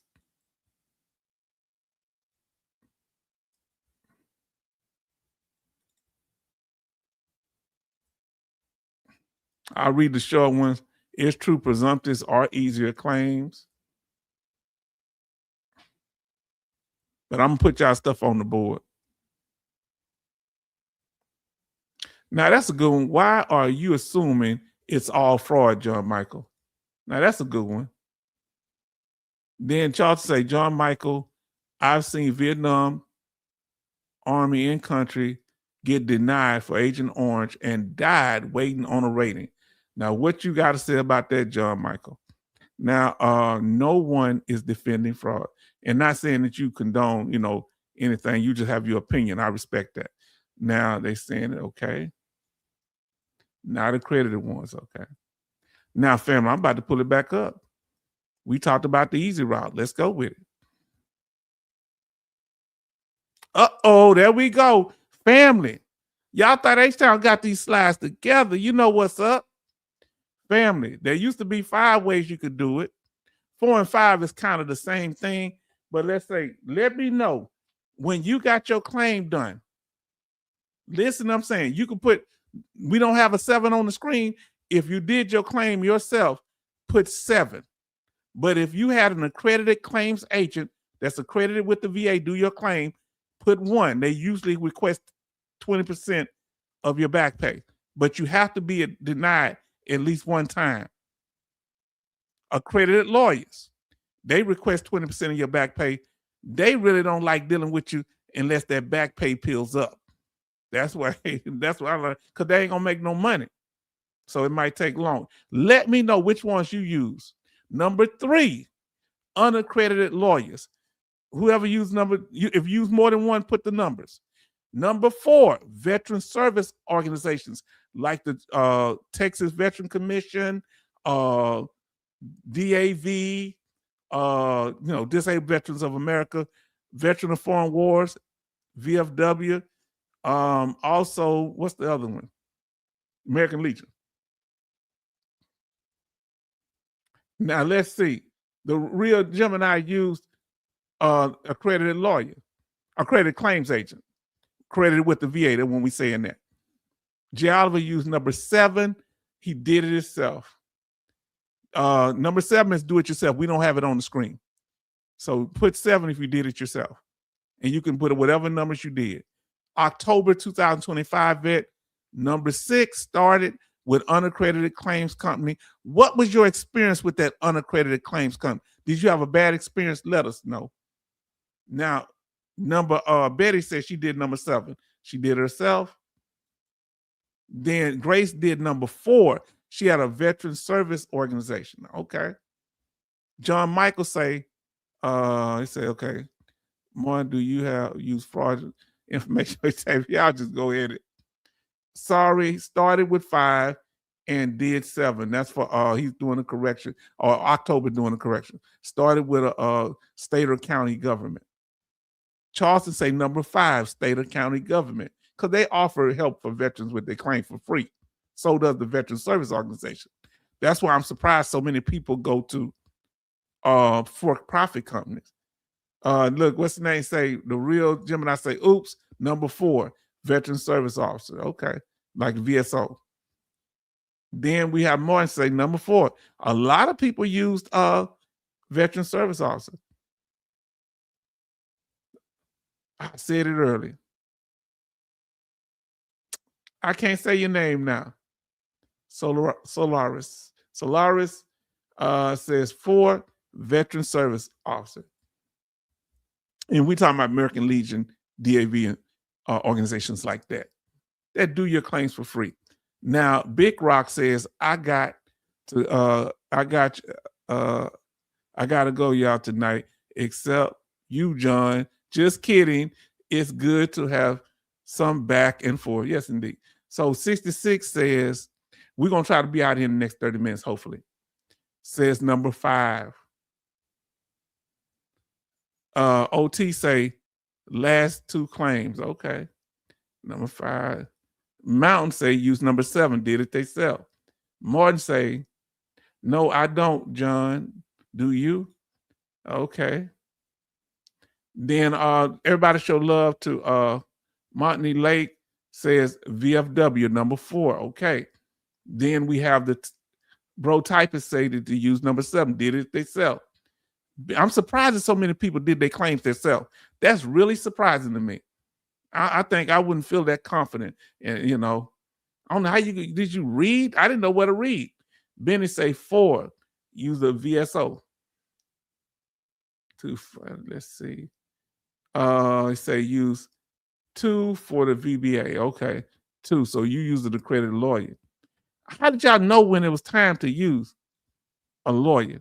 John say, guys, these claim companies are going to end your benefits, some defending them. Oh, you stay for a few minutes. Then we got our whatchamacallit in here. Then we got Solaris. We are poor. Then we have Sean say number 7, they did it themselves.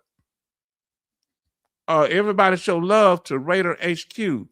On a side note, there are a couple of updates in California for SB 694. Any claim companies located in California are going to have some problems. I know you're probably busy, but I already sent you the link in case you want to come up and share that with us, brother. Thank you. Everybody show love to Radar HQ. If not, you can just put it in the chat because you are welcome, because I would love to know about that. Sean, 7 and 2. So you did it on your own and you had an accredited lawyer. Anybody use the unaccredited lawyer? Neither filed directly. Okay. Benny G. Then San Diego Marine say accredited claims agent. Okay. Charleston say, Raider, glad to you made it. It's John is here. Be nice, John. John been kind of cool. Everybody showing love to Raider. Thanks for the update. And thank him for the update. Thank you, brother, for the update. Now, John Michael says, the one thing I'll never agree with coming out of California. I don't understand. Why wouldn't you agree with that?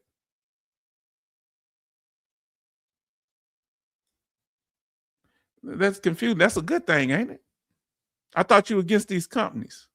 San Diego say number 2, accredited lawyers too. Say Night Big Rock, yes indeed. Everybody, Raider in here saying, hey y'all, Betty Bob say 48 likes and 41 watching. And Raider say, hey y'all, Raider, missed you, bro. Oh man. I didn't think I'd ever hear that. Can I put that back up again, Raider? Raider, he said, miss you, Raider.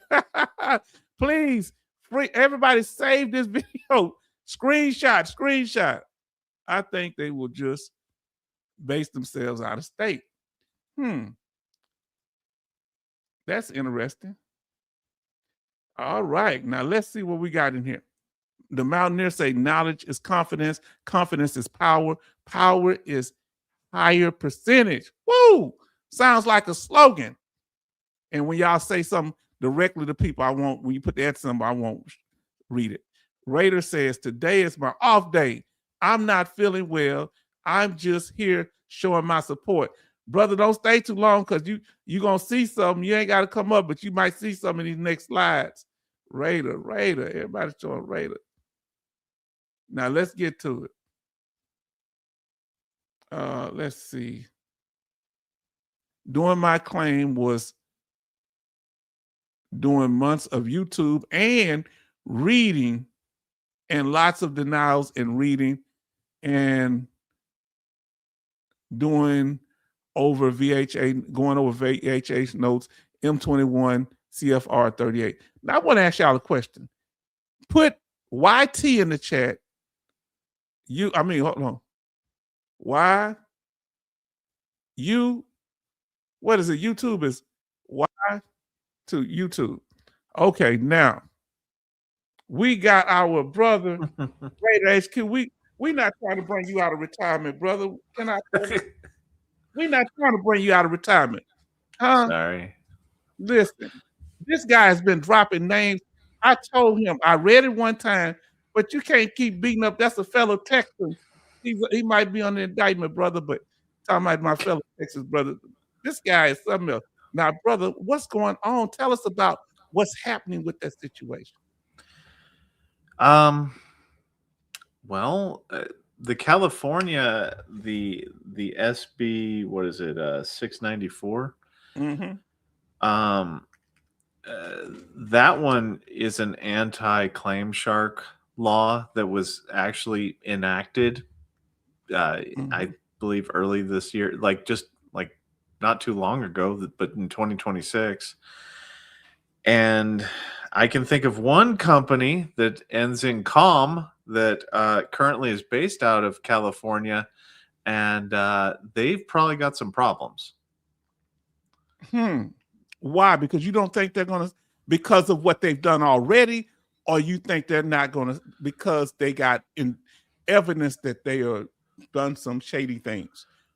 Well, I don't I don't know about any kind of shady thing. Well, I actually they say they do things that are clearly not on the up and up. Actually, like you're not supposed to log into somebody else's VA.gov thing. Like that's a solid no across the Oh board, boy. right?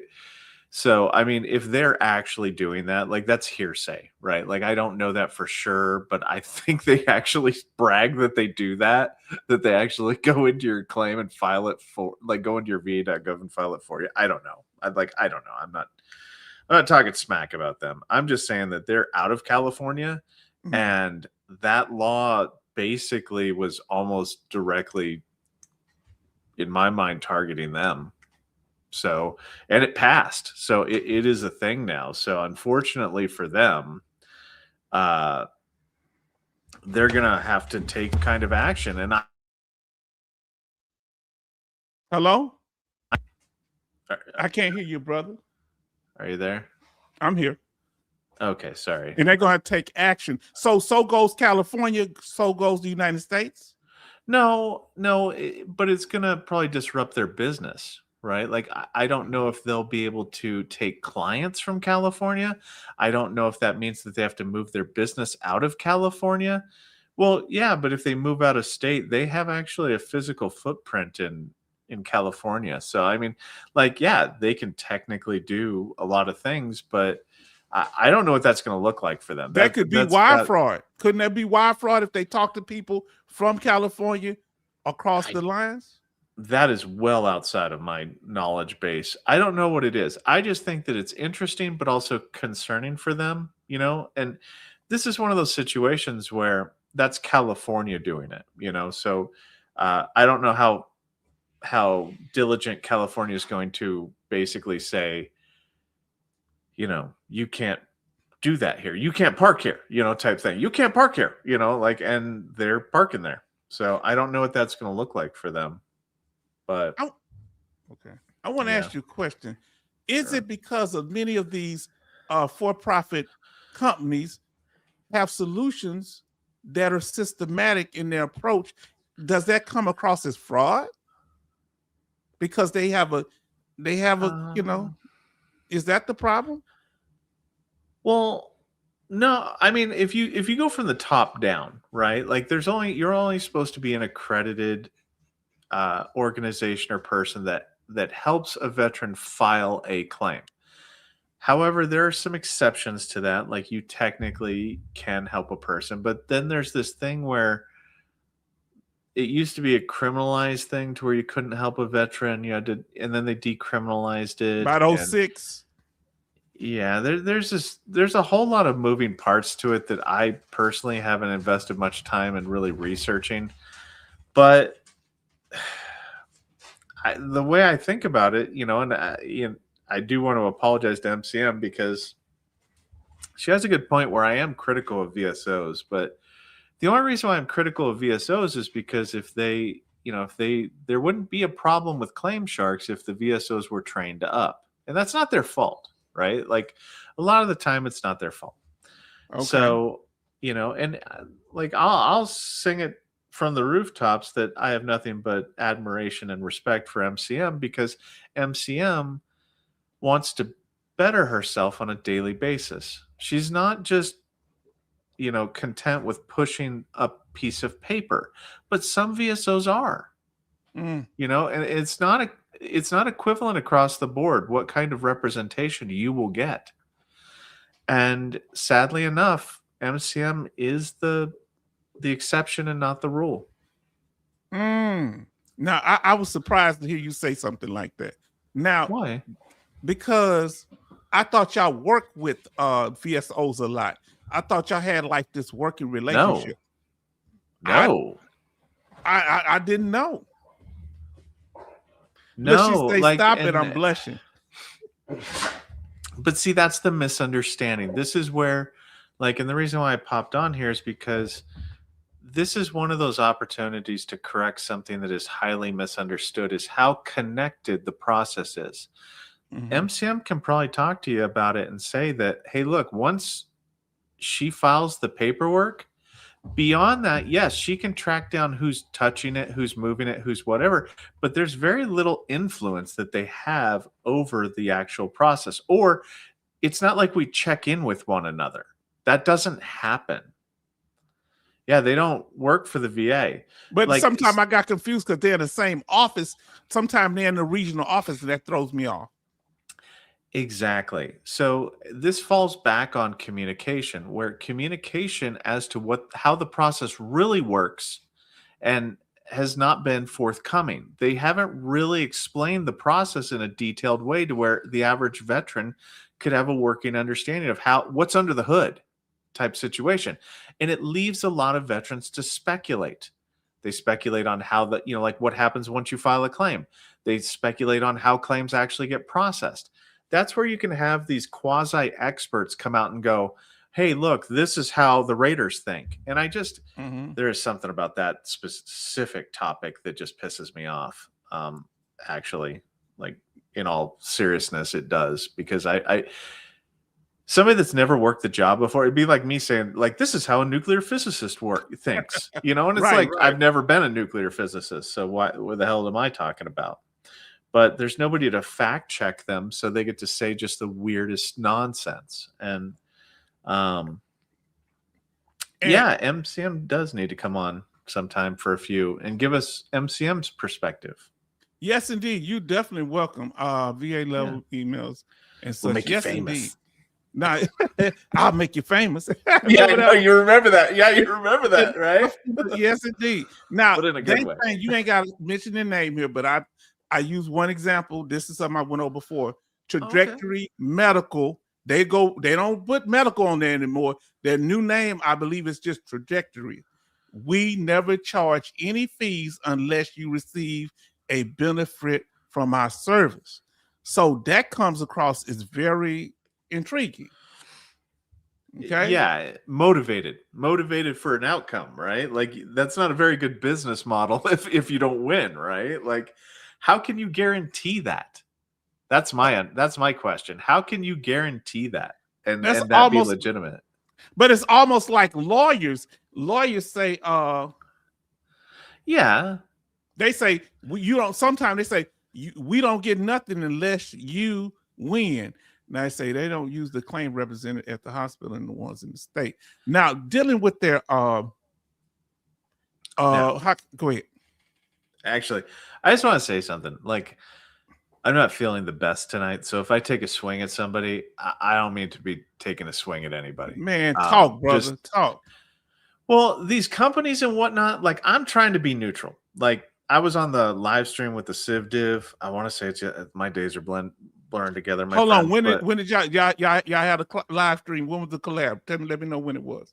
I think it was yesterday, in which we kind of went out. Yeah, we kind of went over what the actual definitions of fraud were, and we kind of talked about some stuff. And my perspective, kind of with the companies and whatnot, I don't have any formal associations with any kind of companies, with any kind of anything. The channel doesn't have any kind of, like, because I told you guys that if I do some education stuff, I will announce that to you guys just as a kind of, transparency type thing. Yeah. So, yeah. But the channel... Oh, go ahead. Go ahead and finish up. I was just going to say that the channel doesn't have any kind of... Like, some people are like, man, like, that's going to hurt. And I'm like, it's not going to hurt me. Like, because I'm trying to make nice with companies and whatnot, not because I want to partner with them or anything like that, but just because I want it to be about the information and not about fighting with another group or company or nonsense. But yeah, my channel currently isn't associated with anybody. Now, and I don't think, yes, indeed, I don't think it's no big deal. Just talking about it and getting it clear, because look, this is their purpose. They say this is because they were the most forthcoming. This is the one making over 250 million. They kind of didn't want to go into the details how much it was, but they put most information before Congress. Medical consulting service offered by Trajectory, identifying veterans' current medical symptoms. Anything that kind of throws a red flag, let us know with you or concerns you a little bit. You ain't got to mention it if you don't want to. Map those symptoms to potential medical disabilities. Mapping, okay. I don't like that. Like that right there doesn't look. Well, no, think about it this way, right? Like there's the legal side of the fence and then there's a medical side of the fence. There's a reason why contracted CMP examiners do not know that much about how the ratings are actually rated, right? All they know is what are the symptoms, and then I give it to the rater, and the rater translates the symptoms into the rating. When you have a doctor that is looking at stuff, like they should just be reporting stuff and just marking what you have and doing the evidentiary review. And in my opinion, if they're doing more than that, then there's a kind of a bias there a little bit. Why are you looking to see what 60% looks like? I mean, I guess familiarizing yourself with the DBQs so that way you can know, okay, should I spend 10 minutes on this section? Or, oh, this doesn't have anything to do with the rating, then I'm not going to waste my time. That I understand, right? Like familiarizing yourself. But that's on a personal level. Like if you're the medical consulting service, you would want to know what's important and accurately reflect it. Okay, now listen to this one here. Leverage comprehensive data science to determine probability of a causal link between disability and military service. That's fine.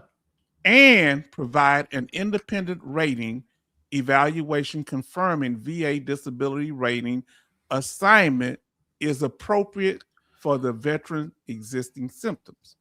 Nope. And look, can I be I didn't know what to do with that part. I didn't say I didn't know what to do. That's why I'm asking you. That one that was a lot of word. Okay. Why you say no? Why you have such a vehement no on that? Okay, because can I be honest with you guys for just a second? Can I whenever I rated, I was even keeled. But there was one thing that I did not take kindly to. Like I'm a pretty easygoing kind of guy. You could cuss me out. You could do whatever. But there was one thing that if you want to not piss me off, but if you want to have me not be objective and neutral, it's whenever an examiner starts telling me how to rate something. This is 60%. And I'm like, you need to stay in your lane, Haas, because that's not for you to determine. You start stepping onto my side of the fence, I'll start stepping onto your side of the fence. And you ain't going to like it. The words that say independent rating evaluation. So they're doing their pre-rating model. Yeah, they're saying like, oh yeah, that's what they're saying. Oh, no, that's why it pisses me off, is because it's like, no, this veteran, this right here is 60%. And I'm like, no. And once again, God, I don't want to scare the shit out of you guys, but if you have somebody where a doctor is telling the rater what percentage it is, they're so fucking far out of bounds that is an indication of fraud for me. My Lord. Because why the fuck are you looking at that? That has nothing to do with you, like that. Yeah. Sorry. Let me ask you, and I'm going to let you finish. Should the company that's doing it be communicating with the doctor about what the rating should be or not? This is what... No. Boy. Okay, that's where, I'm not going to say their names, but there's a couple of litigations currently going on between a claims company with a built-in doctor situation. Look, how do you retain objectivity? If there's a fee to have a claims company do a certain kind of, hey, look, I'm going to do this review. Like the CivDiv did a very good explanation on his video in which he talked about he went through the court case that's currently against one of those companies. If you haven't watched it, I suggest you do. Do you know the name of the video? Oh, I will go find it, sir. Okay. That video is one where, oh my gosh, because they have it to where they're making stuff up, is what the reported statements were. And it's a lot of bit alarming. Now, the real Gemini is saying is this like the ambulance chasing lawyers with their own doctors to fit the injury to Yes. maximize insurance claim. Oh, this is Yeah. disheartening. Please don't agree with the real Gemini. Oh Lord, that's Why? disheartening. I mean, This is but another I mean, ambulance chasing scam. but that is what we're kind of talking about here. Is okay. There it is. VA is cracking down on. Let's see here. I'll still find. If you need to pull it up, just let me know.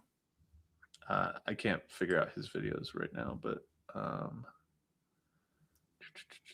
because Raider was saying the problem is these all-in-one companies where they help prepare your claim, supposedly not helping prepare it, but they help you with your assist you with your claim, and they have the medical staff, and Trajectory is one that does.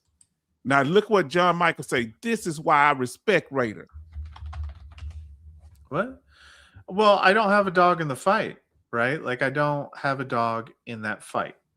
So it's easy for me to be able to say these things. I mean, because I'm probably shutting doors to myself in the future. But No, but quality companies will come to you that you can train them, and I don't see no problem with that. Even if something happened, they don't do the right thing. You train them the right way, so nobody have an excuse. oh, okay. It might not be, the video might not be out yet. So Okay. it might have been a situation where they ran it by me and I was like, oh my gosh. Oh, he's telling So, an exclusive. yeah. We didn't erase your brain. So all in one. What is your biggest problem with these all in one companies? You don't have one that you can agree with, one that you could give a pass. Well, I'll be honest with you. I don't know that much about I don't know that many companies. Like, Okay. I haven't really researched it, to be quite honest with you. I know a few of the big heavy hitters, right? But I do know that it's hard to be objective. Like, if you have no stopgaps, like, what's the stopgap to say, hey, look, I want to know statistically an all-in-one company that has both the claims advising consulting portion and the medical opinion portion. How many times have they said no? Nope. That's There's going to nothing be top here. secret. That's going to There's be nothing top here. secret. They won't release that information. I don't know if they released it to Congress. You know, John Michaels, I'm actually thinking maybe I might become a VSO in the future. Honestly, I don't know. Like, I haven't really thought about it. I'm not well, John Michaels. So I want you to get better, brother. I just mean that for I get sick too easy. So sometimes I might not be able to endure that job. But I was going to reach out to MCM to see what kind of, if there's any kind of virtual VSOs, because I can't go into the office. I get too sick too easy. And so I don't know if there are any kind of virtual VSOs. I might do that. Who knows? She say you would get bored. She say Raiders too far ahead of VSO level. John Mike, you get bored, but I think you like helping people. It depends. I do.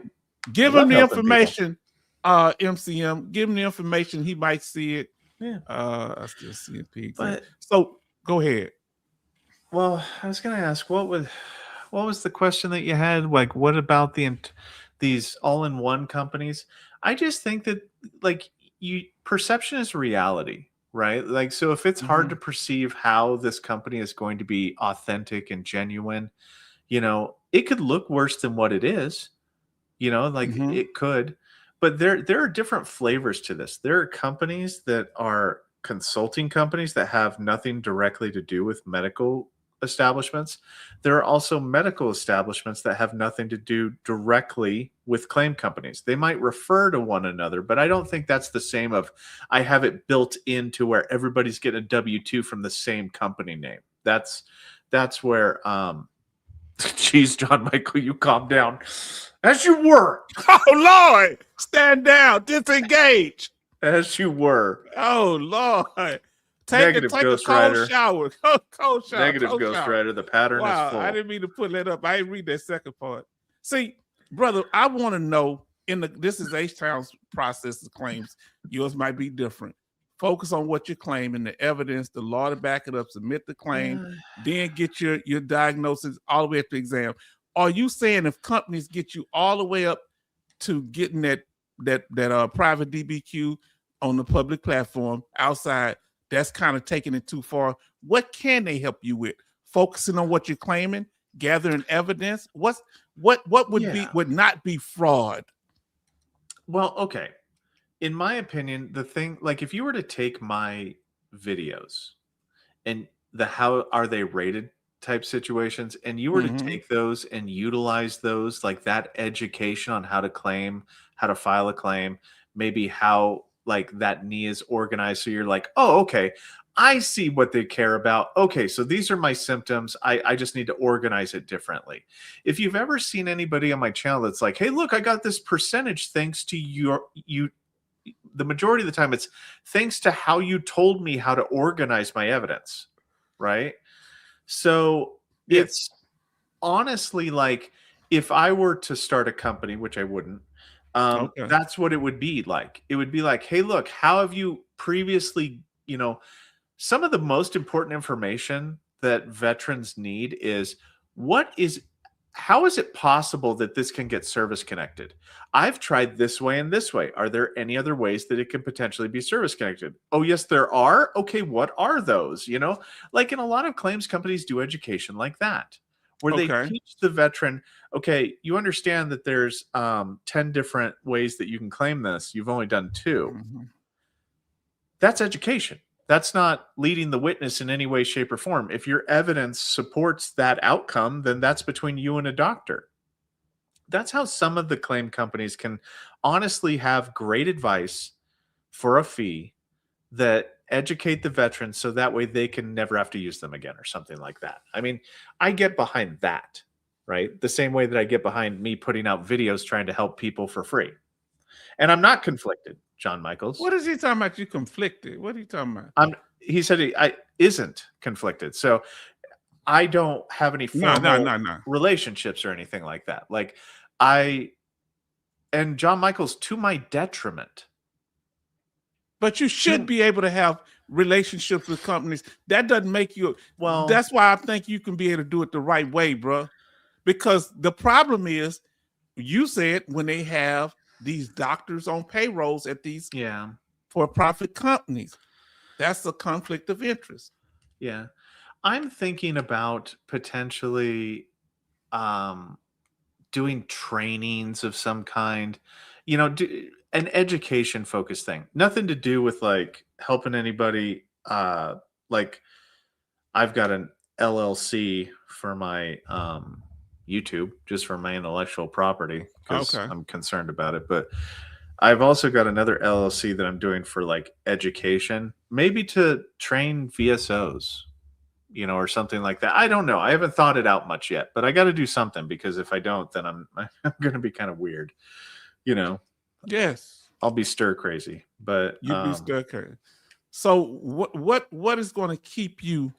What keeps you? What do you think situation you don't feel comfortable with that would give you a conflict of interest? I feel like directly partnering with, like, I have to be careful about how I say this because I don't want to alienate people, but you don't have to answer it because I don't want to mess up. No, it's not like that. Like if other content creators have deals with other people, that's fine. Yeah. That's their intellectual property. That's their brand. That's their whatever. I'm not going to fault them for what they do. I'm just choosing a different path. Right? Like for me, I have a different internal sense of what a conflict of interest would be for the channel. And I have decided that this will be a pure environment that is not influenced by outside sources. This is a good one. The real Sir Jim and I say, why can't you get certified and accredited to train all those county VSOs? Magic. Yeah, I mean, maybe. I mean, the future has many doors open to it, to me at least, potentially. Maybe. I mean, why? It might have to do with the logistics of it. Okay. Maybe it's an in-person thing, and I can't do that at this moment. Like, I'm not. I understand. I have a lot of challenges. So that would be my limitation. But Understandable. Right. Go ahead. but honestly, like I enjoy doing live streams with everybody. I enjoy doing live streams with you and Yeah. podcasts, and I Yeah. enjoy educating people and kind of giving my 2 cents on it. This has been fun. I like how you go around. You go to see a Dip channel. You go to you went to other people. I see you everywhere. Who's that? You was Yeah. on the channel with Kimball. You over here with me. You hanging Yeah. with the homies. We sipping Kool-Aid. It's all good, bro. But see, Nah, this is my social interaction because I suffer from crippling agoraphobia. Yeah, I can leave my house for short periods of time and whatnot, but like I'm like any other veteran, guys. I got my struggles, I got my challenges, and this to me is therapy. Like talking with you guys and helping people. I mean, that's the best thing I can ever do. Had to take a little time off because I get upset. I got my niece was in a car wreck. She was in a car wreck with somebody. You know Oh, how they jumped across the front of another car. They were doing a turn and jumped right yeah. in front of her, and it messed the car, but she was okay. And Oh boy. I just, man, I get nervous. I know they 23, but these people drive crazy out here. And this girl was 16 years old. She got out giggling. Her and the other girl, they just little kids. And my niece was Yeah. like, "What are y'all laughing about?" But when I went there, they were just little kids, and it worked out. Yeah. So Oh no, I was thinking like I was looking today because I was just sick and kind of looking on the computer, like maybe trying to connect with like Wounded Warrior or something like that because yes, I still want to give back.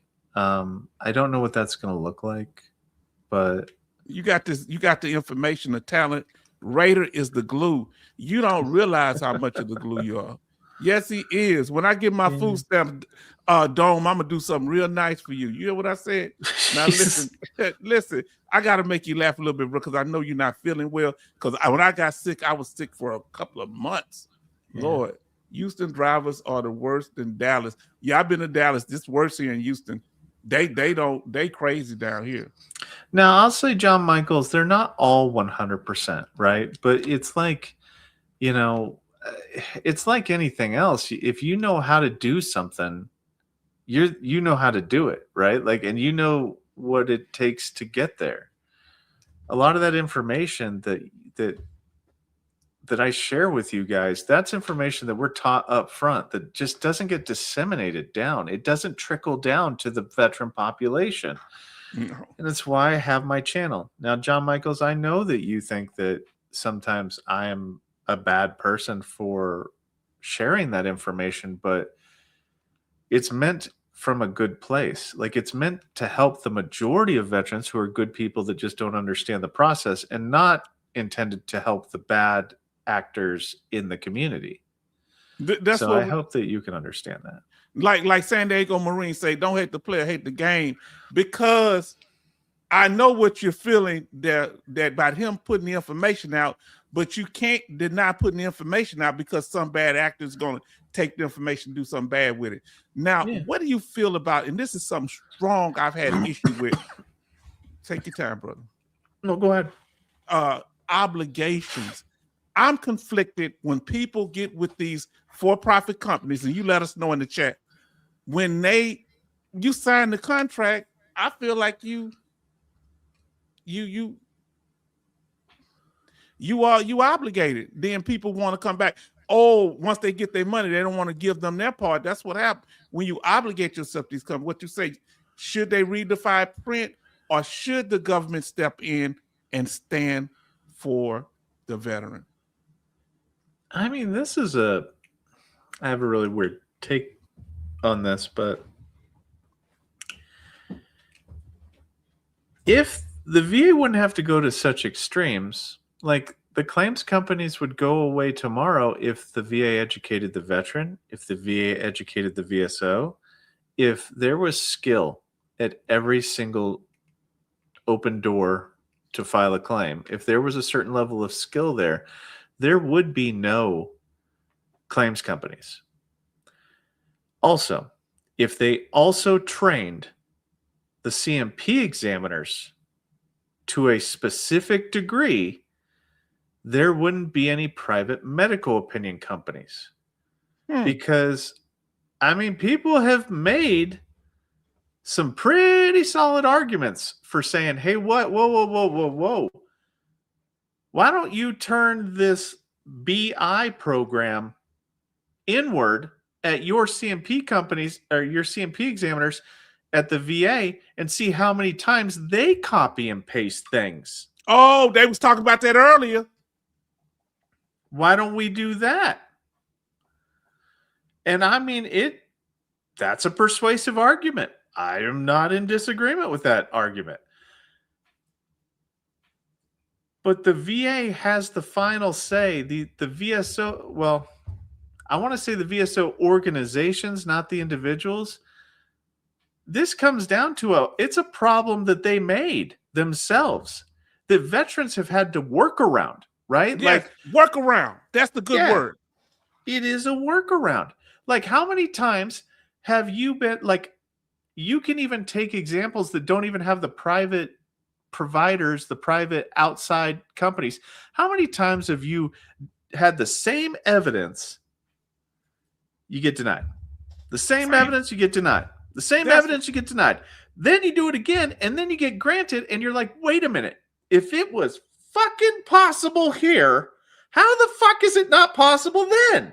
Because consistency. That's what, when I put up the main issues people had with the VA, it was consistency. Well, with results of claims. I just get really sick and tired of the examiner saying it's not medically possible. And me knowing in my head, I've granted that 600 fucking times. Yes, it is very possible. And examiners have made more persuasive arguments in favor of that. So you can't use that argument. I wish, like, oh man, if I could just get under the hood of the VA, I would start working. I mean, like, this nonsense for it's not medically possible. Okay, if it's not medically possible, then 10 out of 10 doctors need to say that it's not medically possible. If you think it's not medically possible, then I need a tiebreaker. I need 3 separate reviews. I know that will cost money, but it will cost a hell of a lot less money to do 3 separate examinations from 3 separate providers that are from 3 separate organizations. 2 out of 3 wins. Best out of 3. Why can't they say, we let the veterans down, and this is how we let them down? We did not inform the veteran. And I know that sounds crazy, don't it? I hope that makes sense. Look, you know it from the inside, so it's tripping you out. You let the veteran down, and these are the steps we're going to take to regain confidence in the system. Well,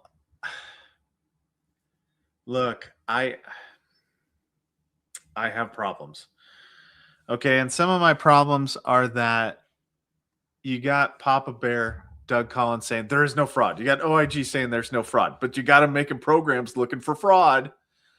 Like, they don't, like, they want to fix, like, it feels like, this is what it feels like. I have nothing to back this up. It feels like they want to hammer this down so the fraud nonsense goes away, but they don't want to take any accountability for there potentially being any fraud. They just want it to go away.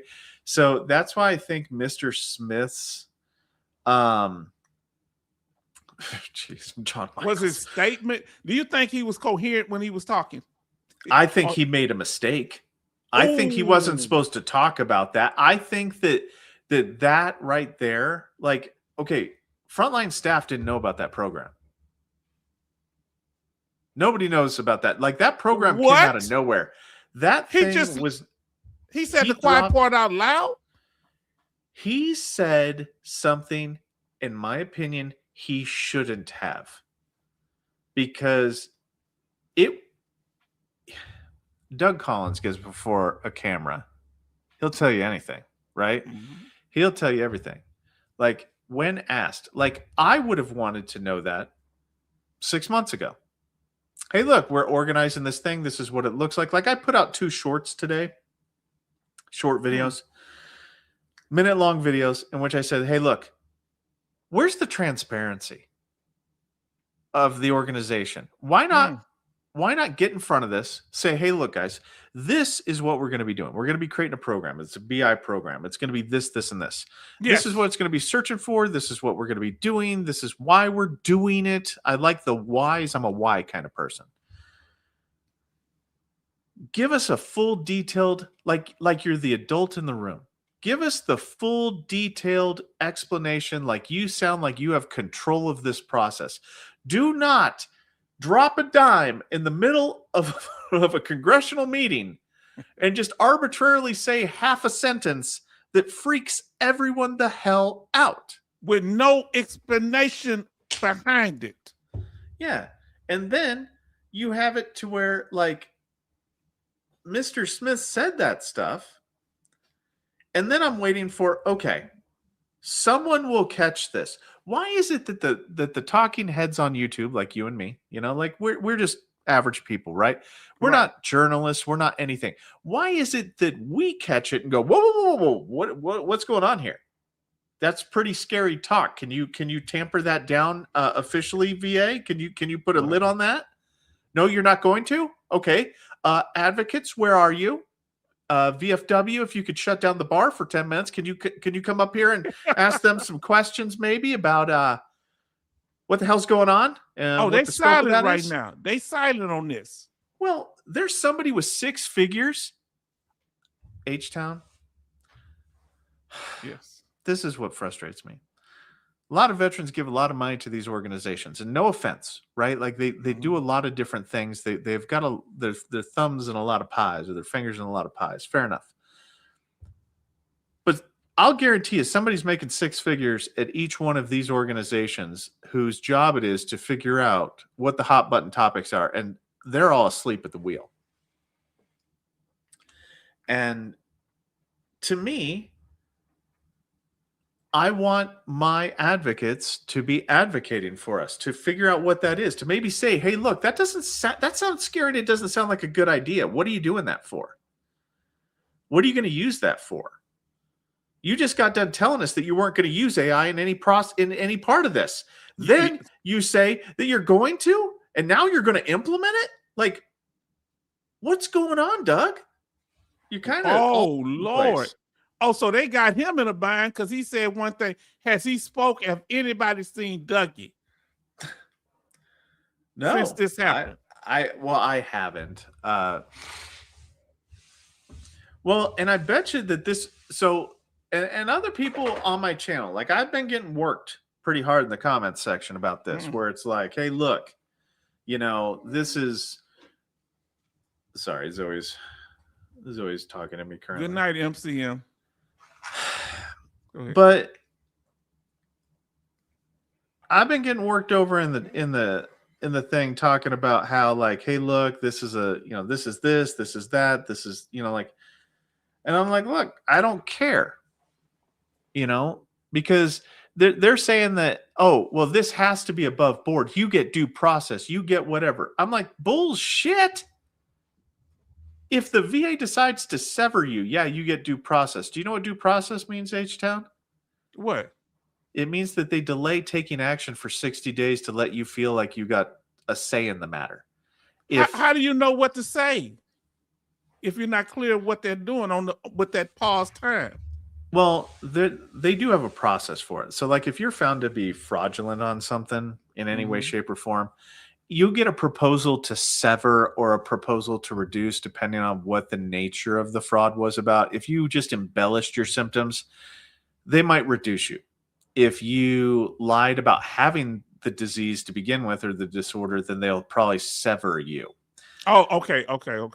So the problem with that is that if they're decided to sever you, there isn't anything on the planet that's going to change their mind in a fraud context. If you lie, like I have Agent Orange exposure from my time in Vietnam. Sir, you didn't get into the military until 1990. Type thing. Where there's no feasible possibility for it to be true. People have been that blatant lying, and they're lying. Yeah. And you know what? I know that the CivDiv caught a fuck ton of heat on this because he's not empathetic towards, like, the fraudsters. And I get that point for like legitimate fraudsters, but I'm always empathetic, and I don't disagree with him on that point, but I'm empathetic to the points of some people felt like they had to go to certain private medical providers Ah, because the VA pushed them that way. They didn't take their, like, there are some instances that I have personally seen where people out of desperation did desperate things. yes. And I can kind of understand that to a point. I can see the Ooh. duality with that's wrong, but I understand why you did it. Right. And I have empathy for those individuals. The honeymoon is over with John Michael now. Listen, the mad researchers say, have you ever seen anything like this? Contracted CMP exams have been held, CMP exams in places like beauty salons, Oh, yeah. auto Yep. repair shops, Uh-huh. Oh, yeah. warehouses. Yeah. What are It's a y'all hot mess. talking about? Is it somebody punking me here? No, no, it's because they're like 1099 employees. These examiners are, so they rent them a space wherever space is available because they Okay. yeah, they just see a person in chiropractic clinics, acupuncture, massage therapy clinics. Because you have to understand, in a certain area, they might not have 10 veterans a week that need a CMP exam. Sometimes it's like, oh, okay, we have 5 veterans in that area that need to have CMP exams. Let's rent somewhere for like a day or two and let's run through all these CMP exams, and then they go away. Now listen, John Michael, my opinion is It there's hasn't a even went in. climate in desperation. It's clickbait, these desperate YouTube. Yeah, but people are desperate when they're not getting help from the VA. They're gonna seek alternative ways to do things.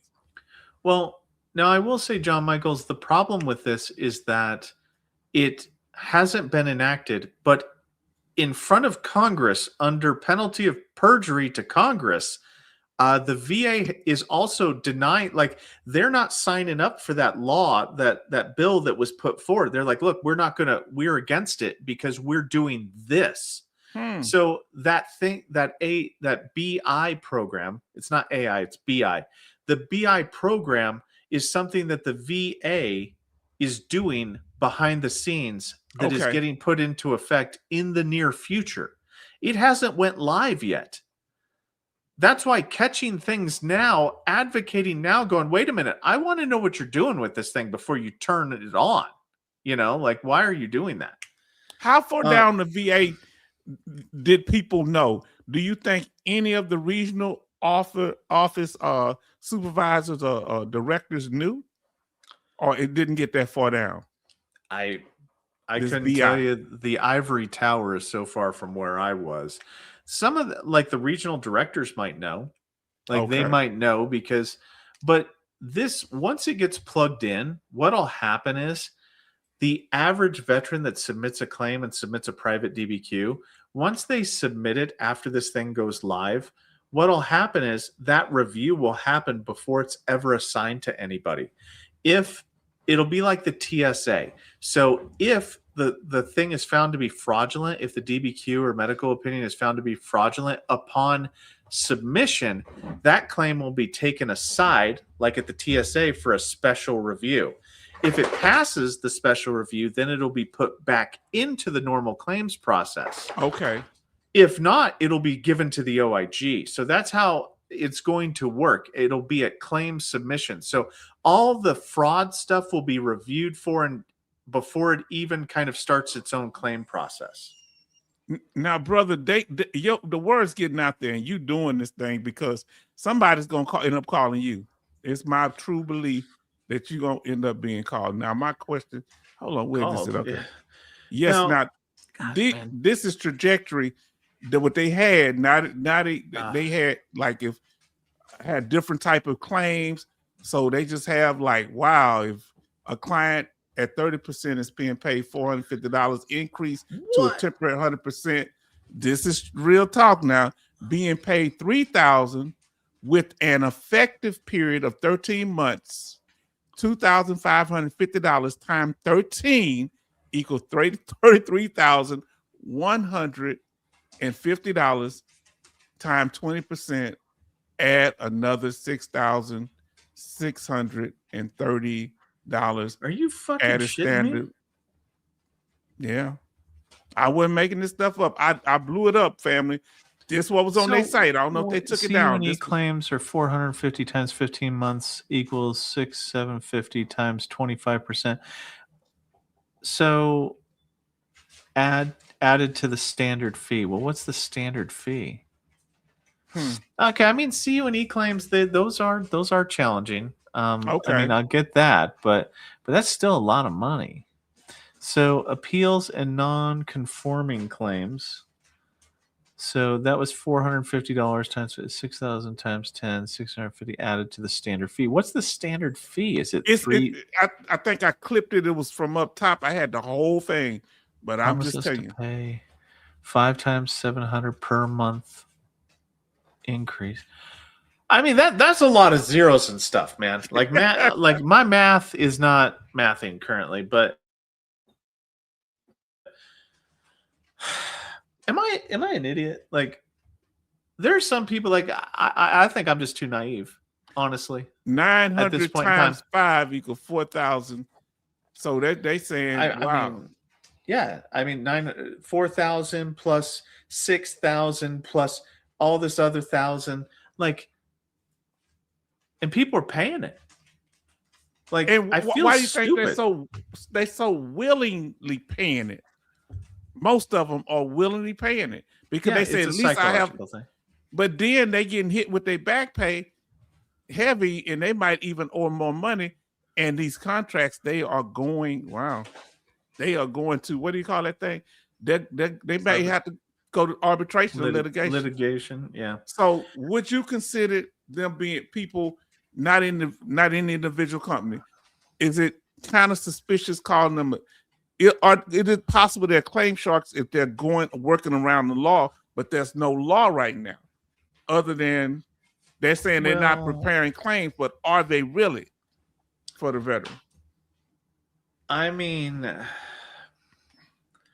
look, there's a psychological principle here that if you don't charge money for something, that has no value. Yes. And that's what we're dealing with. So, like, whenever you go to an attorney, the one that charges the more money is the better one, right? Like, that's the way a lot of people think. So that's the psychology of this. So you have it to where the VSOs are doing this for free, and obviously they have training issues. So veterans are conditioned classically, like Pavlov's slobbering dogs, that if it's free, it's useless, it's worthless. Like some VSOs, not all of them, of course, but that's kind of what we're dealing with here, where these companies have, they've gotten dialed into the fact that veterans equate charging money for something as having a value. And they sell that. Yes. Yeah, and they do sell that, where, oh man, a CUNE costs this extra money, which a CUNE, I mean, like, I've helped, I want to be careful how I say this. I've helped people that have sent me emails. I have said, hey, look at this. Hey, look at this. I think you're talking about this manual reference right here. Hey, these are the criteria for a CUNE. I won my own CUNE, right? Like, I had a CUNE personally. I won it. They're not hard if you know what you're doing. It's like going to a mechanic with your car and it's not working and you need it fixed. Going to a mechanic is probably the best thing that you can do. The problem that I have with a lot of these companies is, what makes you certain that you know what the hell you're talking about? Have you ever worked at the VA? No, I haven't, but I know a lot of things. Okay, cool. They're using terms that the average veteran is not familiar with. Go ahead. I mean, yeah. I mean, and San Diego Marine kind of hit it on the head there when they said they're taking advantage of desperate veterans. Now, desperate for what, though? Desperate for education on how the system works? Fair enough. That's what my channel's about. My channel, look, I'm going to talk shit about myself. My channel takes advantage. You watch my videos because you don't know how the system works. Now, for me, I'm an idiot, and I only, charge you the admission of watching a commercial or two. And You're not an idiot, man, and you're not I taking advantage. just You're not taking advantage. John Michael, don't try to say he's not taking advantage of anybody. Go ahead. I just but I am an idiot but I'm a happy idiot. I don't, I'm happy with what I'm doing. I'm dumb and happy, but I don't know. It's just one of those things where, if the VA improved their training process, if the VA improved the overall claims process, all of this would go away. There would be no companies. There would be no competition because the process is done right. But the question is, my brother, here's the question. This the nagging thing. Will for-profit claims companies become unstoppable as veterans' distrust for the VBA grows? I don't think it's getting any lower, because when you go with these companies, you're like in cruise control. We're going to handle everything. You just sit back and relax. We're in the waiting room, bro, chilling with grapes. Okay. How about this? They had a few bills. I don't know that much about them. But if veterans want these claims companies so bad, why not incorporate them into the process? Right? They had a bill for that. They had a bill that would make all these non-accredited agencies accredited and then regulate how much they could charge. I mean, some of this shit, desperation is too far. Lola and Luna. Stan the Rooster. But, well, I am an idiot. No, you're not, bro. Don't say that. You good people. Well, yeah, but good people are often taken advantage of. There's a hustle out here, and I have no shame in that. There's different levels of hustling out here. But you're running people away that might get with you.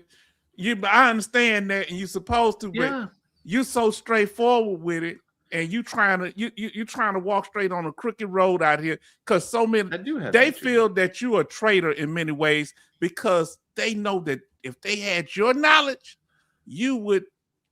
What would they do with it? What would they do with it? Oh, but you would give them credibility, and they would use it. They would say to help veterans win their claims. But I don't know. I served my country, but that's all I did. I don't think I'm a patriot. I just think that there just needs to be more voices. That's why I love talking with people. Yes. To me, I love having conversations about things. I love educating. I love all that stuff. But H-Town Vet, you're growing. Have you seen your channel lately? Yeah, you're growing, my friend. I guess it is. Yeah, it's going a little bit there. It's growing a lot, and I thank you for being a big part of it. Huh? I got a couple hundred. A couple hundred what? More subscribers. Yeah, I didn't realize it because I only see it in segments. Yeah, I'm almost going toward 3,000. In that last live stream we did, I got 20 subscribers in that one night. Yeah. And I didn't have to take no clothes off, man. This is amazing. Now, listen. The struggle is real. The struggle was real. Listen, so they unlocking this. And what did you call them earlier, John Michael? Subjective disabilities. Meaning, I guess he's saying if you can't see it like Lieutenant Dan, how do you feel about that term of subjective disabilities like PTSD or something that they feel like a person can exaggerate? There are solid markers for mental health conditions, right? There are. I mean, and they are I like the new system better than the current system, but people that are against mental health will not like the new system because the new system makes it easier for people that are articulate to be able to get a higher rating. I don't know. I don't like nitpicking things, right? Nitpicking, because we have enough of that as is. Because you can't see mental health, everybody's up your asshole about it. Oh, you're not disabled, la, la, la, la, la. I'm like, yeah, tell my family about that whenever I, go sideways sometimes, Yeah, like I'm a human being like anybody else, man. Like, I I have I bad think that days. I think that's why we keep animals sometimes, some of us, to keep us grounded. Because they hear Oh me yeah. out there. I got a cat. She just kind of comes around. She stays in the Mhm. garage when it get cold. And my daughter will be hearing me fussing at her out there. Because you know how animals like to play games. I say, you just trying, I'm Yeah. not feeding you again. And I'm out there. I didn't realize I was actually fussing with the cat. And I say, you know what you're doing? Because I say, I know they just fed you and you've been over to the neighbor house getting food. And oh man, I just be fussing. Yeah. And tinnitus can be subjective, but I mean, I have tinnitus. Um, I had an incident in service to where I had a noise injury at point blank range to my face. Mm. So I I have it. I never claimed it though because I couldn't. I didn't. I blew out my eardrum, Oh and Lord, you after it should. healed back, it was normal, like, for me to hear that, so I just kinda got used to it, and then somebody pointed out to me, and I'm like, "That's just how it is," like, that's just the way it is, and it's kinda weird. I don't know. Like, so I get, yeah, the invisible wounds, and, I mean, that's a personal thing, like, I just have never claimed it. I have good evidence because I got, facial burns and whatnot, but, um, yeah, it's, I don't know, just kinda weird. And when they can't articulate, what happens to the ones that can't articulate? I've only done like a couple videos about mental health changes. And one of the videos that I did do, I spoke about that is that the mental health changes rely heavy on how your mental health impacts your spheres of your life, right? So Okay, your working, your stuff like that. Unless you're able to explain what that impact looks like, you're fine, right? Like, okay. if you give them nothing, you will get nothing. So if you, number one, if you don't know, like a low EQ type thing, but if you don't know how it's impacting you, then how do you convey how it's impacting you? Right? If you don't have a self awareness of how your symptoms are, then you're not going to be very good at sharing that information. When it comes to the mental health conditions, do you think and thank you for being here, in maternity? Is it because people have no experience with the DSMV criteria, which always cause them to cry foul with no evidence? You think that's an issue? Most people have never dealt with mental illness. They've never Mm, worked with it on a professional capacity. They've never seen it in a life threatening capacity. They have never interacted with it. A lot of the time, mental illness translates to that's an asshole over there. That person is an asshole. That mean person at work type situation. So, oftentimes, people do not deal well with things they understand very little about. Take civilians with how the VA claims process works. They do not, like, when that starts getting brought up, they don't understand it. When they don't understand mm, something, they get mad at it, right? They don't yes. have empathy for it. They don't Yes, have sir. empathy for the things on it. But so that's, it's the stigma of mental health, it's the stigma of the veteran community. um it all depends on how it's brought up. If like for VA disability, if you've got somebody that's working 60 hours a week at a minimum wage job, and then they find out that this person over here is making $5,000, $8,000, and they're sitting at home all day, you know they don't give a crap about context, right? They're like, why am I having to work so hard when this guy doesn't? People internalize things really weird.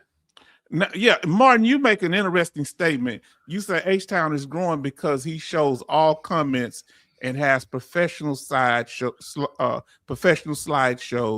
and he's consistent on almost every day. Yeah, I try to Yeah. do that, but here's the thing: Raider, this man, Uh-huh. he He has super chats, Oh, and this guy don't be worried about none of this stuff. He Raider be reading everybody's stuff. I said, "You gonna go exhausted." I said hi it one is. day. I say, "No, Raider, no, not to hi." Oh Lord, not to be saying hi. You all right, man? Good It people. is very exhausting though, because do you know how, like, have you ever seen me on a live stream, like, analyze somebody's statement, format it in my brain, reference the information, and just kick it back to them as quickly as I humanly can? 2 hours feels like 20. I mean, I'll be honest with you, I love doing it. It's not that it's not a negative thing, but it's very challenging. But you know what? I'll say something else here. It's not just the Yes, sir. slides. It's not just the reading every comment. It is literally the fact that you have such a welcoming, personable approach, and it's you make me happy to be here, like just to talk with you. Like it is so like you ever just have like it's a very calm and great conversation, like when you, I, and the salty old Marine were on here. Like it was a very wonderful chat, Well, like what else could it be? I productive. don't understand. What else? How else was I supposed to act? This is how people supposed to treat each other. I'm so No, happy I that y'all here. I'm happy because have something that just really brings the information and connects it. Go ahead, brother. It just conversation, even when you don't fully, like, if it's not your, like, you're not a subject matter expert on it, you adapt to the mhm. conversation. You're able to make very solid transitions between. You see the gist of the conversation, and then you can kind of sway it. You're a very good host, I guess I want to say. Very, just Okay. fantastic. Well, see, that's uh, John wow. Michaels. This man, look what he said. I He said know. the Raider No. that made a hey, you talking about he made you hot and bothered. He made a black man blush over here. I didn't know it's possible. We don't turn red, we turn purple. Now listen, John Michael said, shut down the claim. This is his paranoia, brother. He think that his Mm, claim is going to be reopened. You said it earlier. I don't mean to dry snitch, John Michael, that his claim is going to be reopened because of bad actors, because other people, and that's going to cause them to open up all our claims, shut down the claims companies, and we lose, or we lose our benefits. Is this a last cry, brother? I I predict in don't 10 years know. we all are brought back to review unless something happens. Don't terrify us, God. Go ahead, brother. Well, look, okay, I think that is way, way extreme, right? Because I think that could the process be enriched to potentially make it more favorable towards honest veterans? Yes. But I don't think it's a veteran owns this side of this fucking issue. I think that if the VA wants to look harder at the veterans, they also need to look harder at themselves and expect more and do more to make the process better. Like Yes, sir. if they don't want claims company, I've said it a few times, if they don't want claims companies to exist, then get better at your own thing. This is your thing, VA. You're doing it poorly. Like the submission of paperwork, people are just hand jamming shit in there that Wow. I will look. I'm going to go on record here, and probably MCM's going to come on here tomorrow, and she is going to just hang me up by my toes. But Hopefully she don't see this part. She said she's going there for work. Go ahead. yeah. So what happens whenever a VSO that is accredited hand jams some bullshit that they know that's not true? Shouldn't they have a say in some of this? Shouldn't that issue with authenticity, credibility, and sufficiency, shouldn't they own some of that too?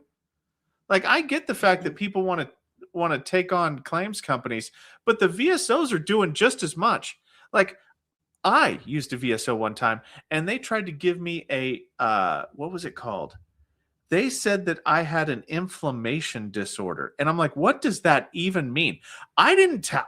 They just wrote it on my paper and sent me to a P exam. Now, if I would have gotten service connected for that, that would have been bullshit from start to finish. Yeah, but what their saving grace is, my brother, we do this from the kindness of our heart. We're not even getting paid. So don't be Oh, too they're hard getting on paid. us. They're getting paid. Oh, he A lot of them told are it. getting paid. A lot of them are getting paid. Like some Yeah, of them might not be getting paid, but okay. So where's the line? Is that not fraud where a VSO is making shit up? I think it is. yeah, Right? but If people like, because I'm what just did that money straight tell you? shooter. That's not a direct monetary gain. It's not, but it's a fucking poke the bear game. Like it's making the veteran look discredited, right? Inauthentic. They lose their credibility with that.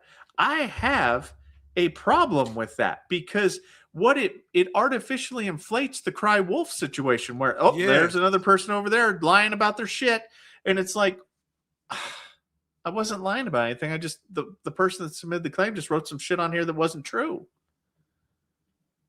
Because that happened to me personally. I'm not saying like that's not. I'm not making that up. They gave me a inflammation disorder, and I'm like, what the hell is that? And they're like, oh, you've got this condition. And I'm like, no, I don't. Like, what are you talking about?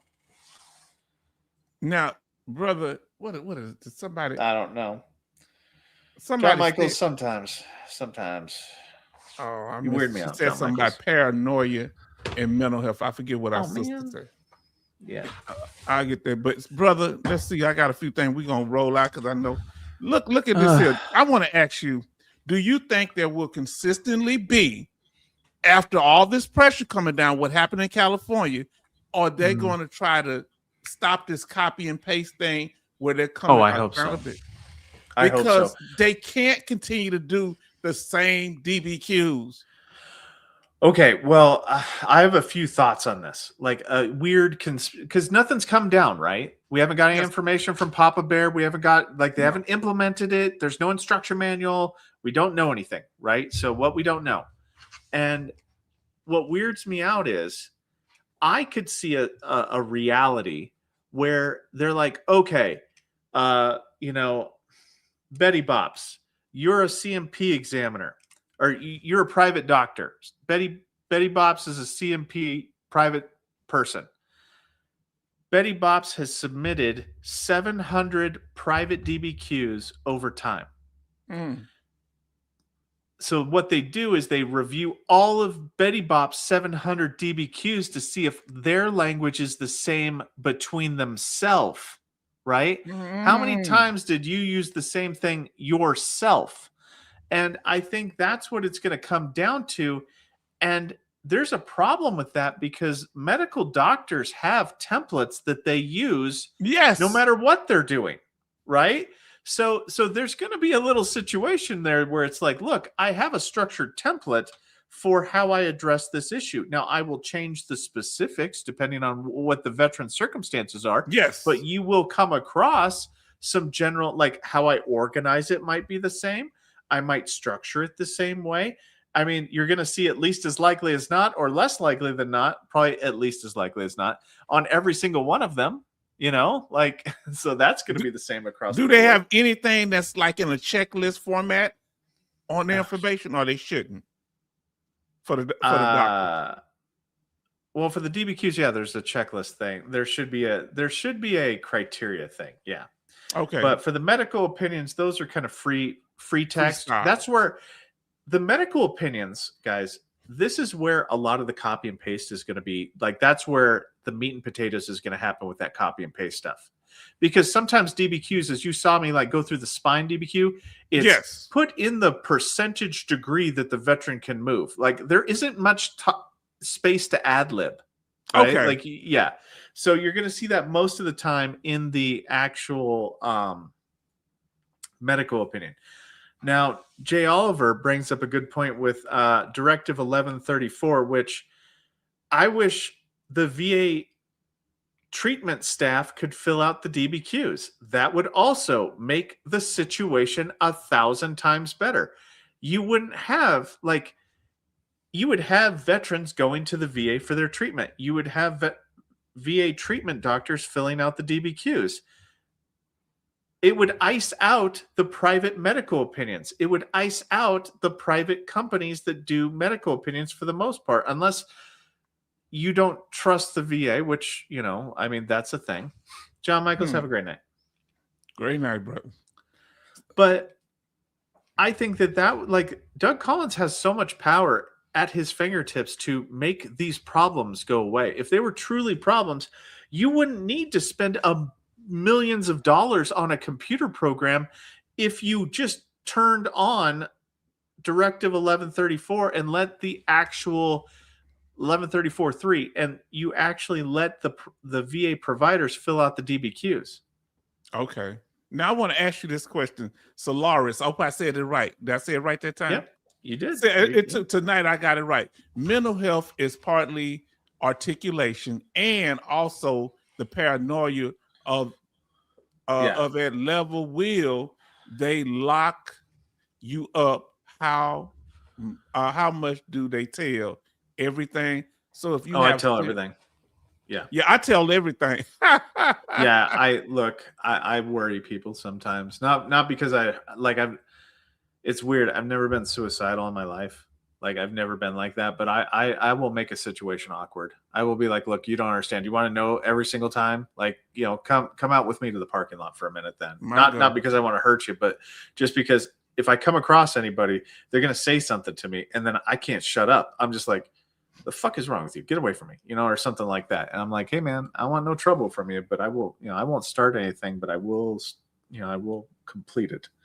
Now, she says, Grace Smith says 1134-3. Maybe it's a third iteration of it. Oh, it's third iteration of it. Okay. It's the most current iteration is like volume 3. So there were some, and it doesn't change much because it's volume 3. I'm just referencing it as it is, I guess. I don't know. But yeah, like the VA, like this is what makes me weirded out about this. And it makes a lot of other veterans weirded out about this because it's like, well, wait a minute. If you wanted to actually just make all this go away, you just have to do this right here and everything's fine. And and Doug Collins don't have nobody close to him to tell him that?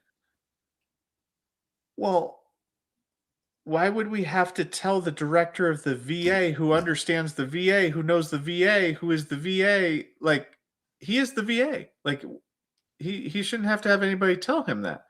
But if nobody's telling him that, then he doesn't understand a problem that he's trying to fix. Oh, and that's never a good sign of anything. I don't know. Now, yeah. Let's see. The this thing here. Now, tell me if you're okay with this here. This is one of the things. Many of our veterans who had been helped by VSOs were initially denied this trajectory because they proceeded only on a theory of direct service connection, or the claim lacked any support for an alternative theory. Okay, the first part of that I agree with extremely. The second part I don't, because lacked any support for an alternative theory. So like there are so many different theories for service connection that could technically be applied to a condition. However, each condition, like asthma, can be granted direct, secondary, 1151, 38 CFR 3.320, 38 CFR 3.317, aggravation, secondary aggravation under 38 CFR 3.10b. Yeah. So like, I understand what they're talking about, where VSOs only know about the direct theory and they don't actually collect evidence for the other potential theories. That's a training issue. But the other part where they say, or the claim lacked any support for an alternative theory, I disagree with that statement, because that means that they're trying to gin it up to get it to be granted under a different theory. That's like, what I was gathering. Yeah. So we say a different theory. Are we talking about secondary conditions? Like, Secondary is a theory for service connection. Direct is a theory for service connection. wow. So you Okay, breaking out. Go ahead. yeah. So there's quite a few of them. Like 1151 is whenever the VA caused a disability by treating you. Like if you went in to have a toe amputated and they amputated the wrong toe, that would be an 1151 claim where the VA itself caused you to have a disability. There are many different ways. You know how I was saying, like, we have all the different branches of service and then we have those other branches that can be granted service connection? Yes. Think about the theories like that. A lot of people only understand a couple of them, but there's a lot of other ones that are not prevalent, that are not forward facing, that many people have experience with. I do talk about them on my channel, but yes. Yeah, you definitely so, brother. And you're right, a maternity, that if you're not direct harming yourself, you could have had even thoughts of harming yourself. But if you don't have a plan right then, because Tim, partner, but the Baker Act is not easy and to get under unless that's happened though. We went over a case, but that's with the city or state, I think that is. And if you have a what you call that person, what do you call it, a fiduciary? Yeah. So yeah, like look, I know police officers that are 100% service connected, and they still can do things. I know, there are doctors that are 100% service connected for mental health and they can still do things. Like, it's not you're crazy and they're going to take your guns and give you a fiduciary up front. Like, it's very hard. The presumption is that you are sane until there is legally proven otherwise. Yes. Now, when does it go too far with service connected secondary conditions? When you can connect 3 or 4 conditions to one condition. Tinnitus might be able to be connected to several other, or PTSD. When does the knee bone connected to the leg bone, and when does it go too far? With these theories. Well, I think there has to be like, see, I'm more of a 51% degree of certainty type person. It's just my own personal preference. It honestly depends. Like, I can see how, you had cancer of the prostate. It metastasized somewhere else. Now you have liver cancer. Okay, that's medically proven, shown, evidenced by. You've got, and I'm going to be doing some videos on arthritis, but you've got a form of active degenerative arthritis, right? Yes. That covers multiple joints, that's spreading throughout your body. You get 100% service connected because of it. That's a disease, right? Like diabetes. Diabetes has secondaries or complications that are built into them that are medically proven to be true. Okay. Your back and radiculopathy, that's a built-in secondary. Those are true.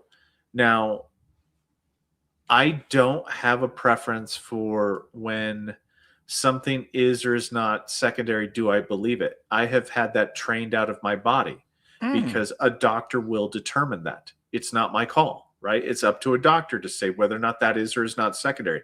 It gets legal due process, right? Or it gets medical due process where a medical physician will weigh in on the topic. What I disagree with is denied 7 times, granted the 8th time. What the fuck is different now? If nothing's different, that's where I have a problem, because I'm like, look, fucker, okay? It can't be denied 7 fucking times and then have you come across the 8th time and just have a difference of opinion with those other 7 people. They had help from the company. Well, no, I'm just talking about within the VA and the normal process. Okay. I disagree with that. I wish it was a 3 strikes, or a best out of 3. Okay. Oh, that makes sense. And because different examiners will have different opinions at different times. Yeah, so that's my opinion on it. I wish it would be at best 2 out of 3. And then unless you have new evidence, we get a formal, 2 doctors have to say yes or 2 doctors have to say no, but it's definitive, and you get multiple doctors from multiple agencies, so there's no bias. It's just whatever the evidence shows. And I know that that would be a lot of money, but it would be like it would stave off a lot of this concern. Okay. So that's the way to deal with it, you're saying. Okay, that makes sense. And but what about that snowball effect as these conditions, and this is what rubs a lot of people the wrong way when they're trying to take these alternative theories, they're putting a square peg in a round hole. When do you think it's too much? When they're trying to do this, where when is it like, hey guys, okay, you're stretching it a little far, or there's no limits? Let us know. I mean, to me, there's no limits because everybody has to have the same ability to prove their case. That's right. It's just my personal opinion that it will medically. You shorted out on us. Sorry Go about ahead. that. I can hear you now. You're good. It everybody has to have the same opportunities as everybody else. But what does that look like? Right? Like new and relevant evidence, that's what supplemental claims were meant to do. Could they improve that to make it to where it's like, hey, look, we're going to educate the veteran to say, hey, look, you were denied because of element 1. Please do not file a claim until you give us a current disability. That's what you were missing beforehand. In order to file a claim, you need to present to us a current disability for what you claimed. Fair enough, type thing. I'm reluctant to, because once we start dismantling this right here, this is where Lieutenant Colonel Gade has a field day, because then who gets to decide what's connected enough to be a real big boy or big girl disability? And I don't like to do that because there are many of my peers who would do that. They'd be like, I don't believe that. I'm like, well, it's a good thing that that's not your decision. But they saying if your primary service connection is tinnitus and you 10%, how in the world can you get 50% for headaches off of that 10% direct service connection, and you can get 70% for depression? Excuse me? Yeah, they see that as grifting or hustling the system. Good night, Ronan. Thank you, brother. Now, what you saying? Yeah. Well, I mean, that is a very factual thing right there. That is very true. Like that can happen to any, like that fact pattern right there can be true and can happen. Yes, that's perfectly viable. But how you make the jump with the intermediate step between depression and sleep apnea, this is where they say you're taking it off the rails now. You're just slinging crap on the wall, making it stick. Is intermediate conditions like weight gain in the manual? Yes. M21. Yes. Oh, okay. It's in the, no, it is afforded. It is a legitimate process. Yes.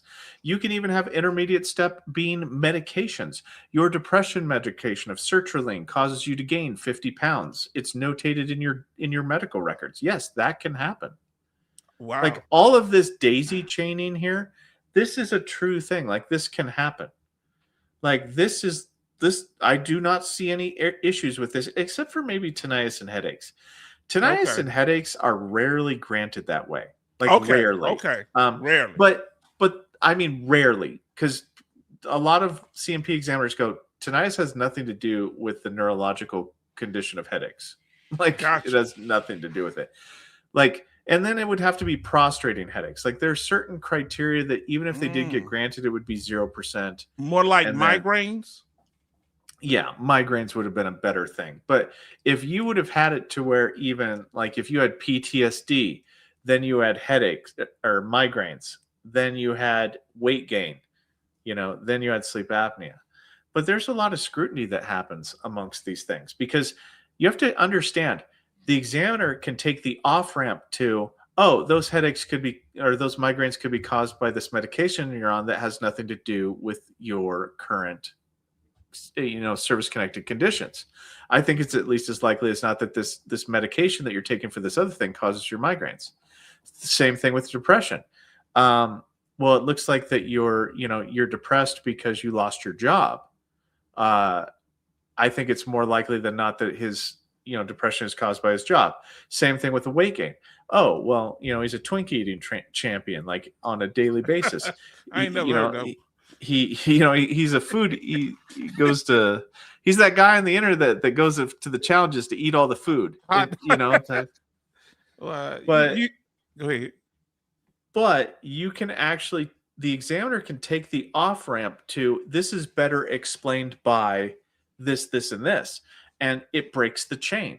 Everybody gets afforded that same opportunity, that same right to have a doctor say, the medical evidence is pointing this way. And it's unlimited possibilities that runs them crazy. And it like a spider web. Yeah, and it runs veterans crazy because everybody knows somebody that's done this, that's done the daisy chain, right? Medically, legitimately, whatever. And they try it and it doesn't work. So then they gather more evidence. They go to their doctor. They try it again. Doesn't work. They're told that it's not the way it happens. There's no way on earth and under heaven that tinnitus can cause headaches. So then they get frustrated. Then you know what they do? They go spend a little money. Oh, boy. And they say, we sitting over here waiting for you. Yeah. We've been waiting for you. They mistreated you. Come on in. The water's fine. Yeah.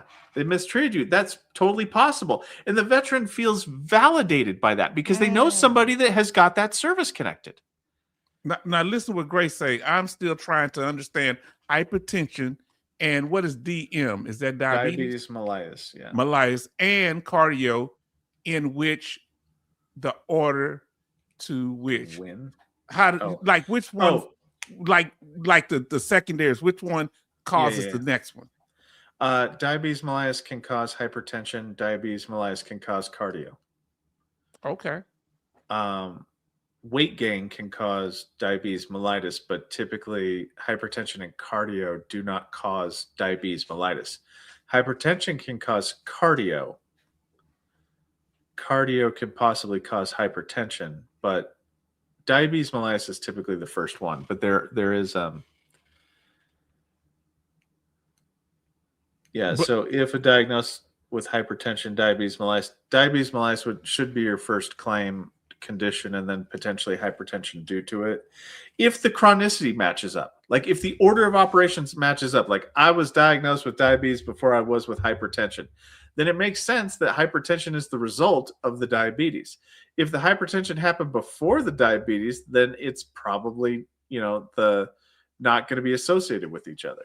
Oh, okay. Now, is weight gain always it's never a rateable disability? It's always an intermediate or can be secondary? How does that work, brother? Hold on. Help for veterans. No, you cannot skip a CMP exam. Like that is bad. Oh, juju. Lord, I didn't see that whole thing. That will not end well for you. Let me see the whole thing. Say, Raider, can you skip a CMP exam if you have a fully developed claim, but your DBQ was from a psychiatrist you see regularly? My friend was rated off that and the evidence submitted. Yeah, but you don't know what to please tell them, bro. Because they have some YouTubers that say you don't have to go. Not attending the exam is a actual red flag for fraud. Not attending a CMP examination is an indication of fraud.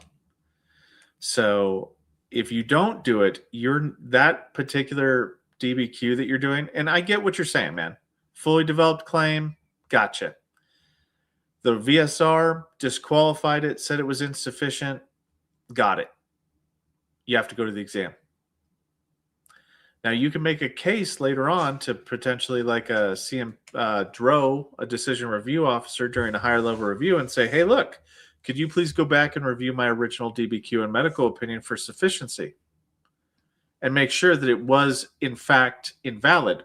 Because if it wasn't invalid and it was, in fact, perfectly fine, please apply that. So you have a leg in the game, but don't you say, oh, this is sufficient enough. The VA will decide that based on the medical evidence itself will decide it, of course. But if it's any error, you still in the system. Brother, you brought up a word that concerns me. You brought it up a couple of times tonight, and it happens to be the topic that we're covering. This word you use, and I'm concerned, fraud, brother. Yeah, no. Missing What? the exam, it's written in there. Like missing the exam, not attending it, refusing to attend to an exam is an indication of fraud as written in the M21 and the 38 CFR. How is So that a do so at your own misrepresentation? Go ahead. Do so at your own what? peril. Do so at your own peril. I do not advise that. I would never advise that. Always attend the exam. Just attend the exam always. I didn't know. I learned something that I didn't know that was fraud. Always fraud. Yeah. Well, it's always an indication of fraud, right? So it's going to get your DBQ flagged, which you probably have nothing to worry about, but still, you don't want that heat. You don't want to catch that smoke. Like you don't want any of that. No, not at all. Do you think any of this is, how bad is veteran greed, or is it desperation in getting their claims? Because they really put a lot on veterans being greedy for the money. We have no way to quantify. Say that one more time. I was looking. So, like veteran entitlement or veteran greed. This is the thing that they play us back and forth with. Yeah. I mean, I don't know. Do you think they make too much of it? I think they do. I think, when you're a hammer, everything's a nail. Like I think that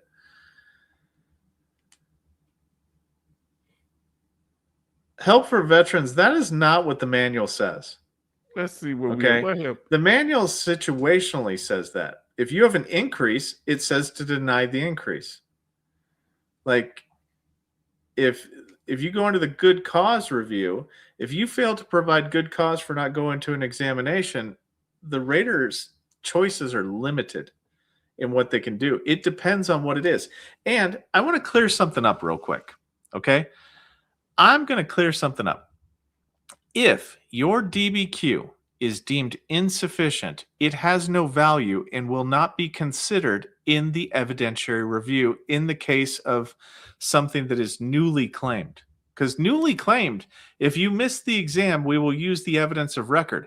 But your private DBQ, if found to be insufficient, is not considered in that equation. It's as if it doesn't exist. So we'll deny the claim because the DBQ. Now, what can happen is the VSR can disqualify the DBQ and the rater can disagree with that, or a different VSR can disagree with that, right? That's situational. If you don't attend the examination and it's a supplemental claim or an increase, we have to deny the claim. I cannot actually take any evidence of record. If it is a brand new condition, I can look at everything, but it will not.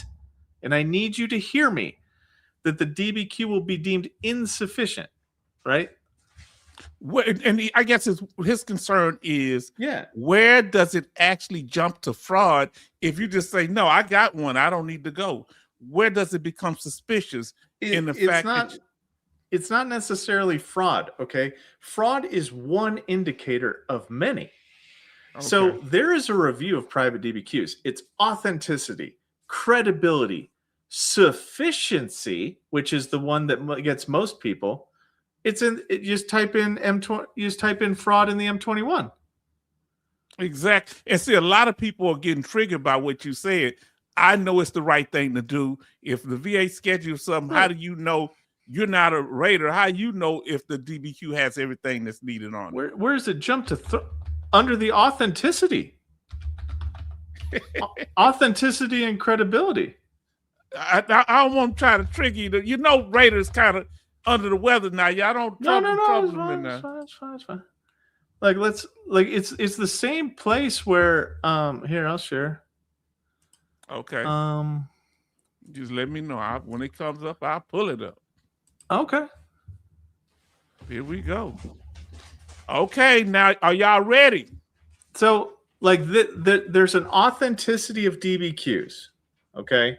So the authenticity of DBQs, this is where they're actually pulling this stuff up and they're saying like the patient DBQ release for the public, we have to validate that it's seemingly authentic, consistent with the record, free of improper alteration, all that stuff.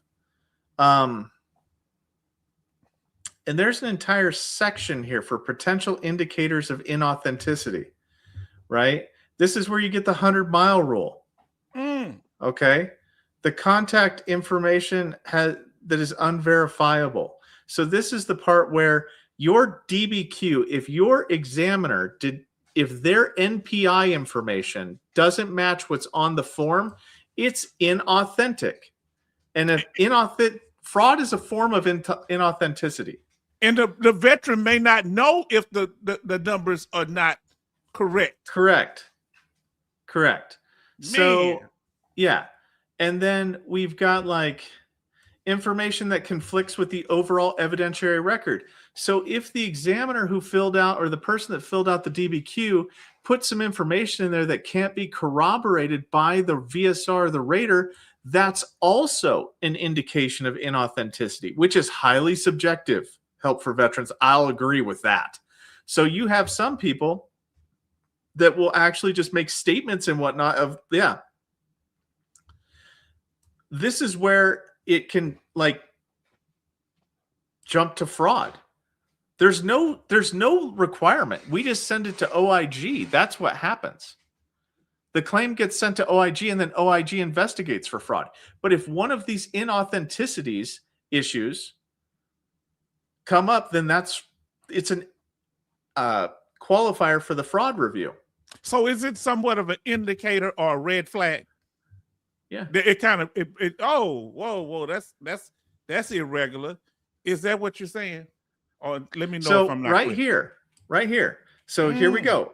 VA determines the privately completed DBQ is insufficient for rating purposes and orders an examination, but the veteran refuses to report to the examination. That's a potential indicator of fraud. Okay? The potential indicator of fraud. This is what, like, that's that list. This is the list that Mr. Smith in the meeting was saying that the program's going to be reviewing for. But go ahead. Well, no, it's fine. You can interrupt me. No, what they're saying is, and I've heard this over and over again, brother, they saying it's not sufficient, but I am saying it is sufficient enough because my doctor or whoever helped me prepare said it's sufficient enough. I got everything. I mean, that's like walking up to the cops going, fuck you, I wasn't speeding. See how that's going to work out for you. They don't give a shit. Like, they do not care.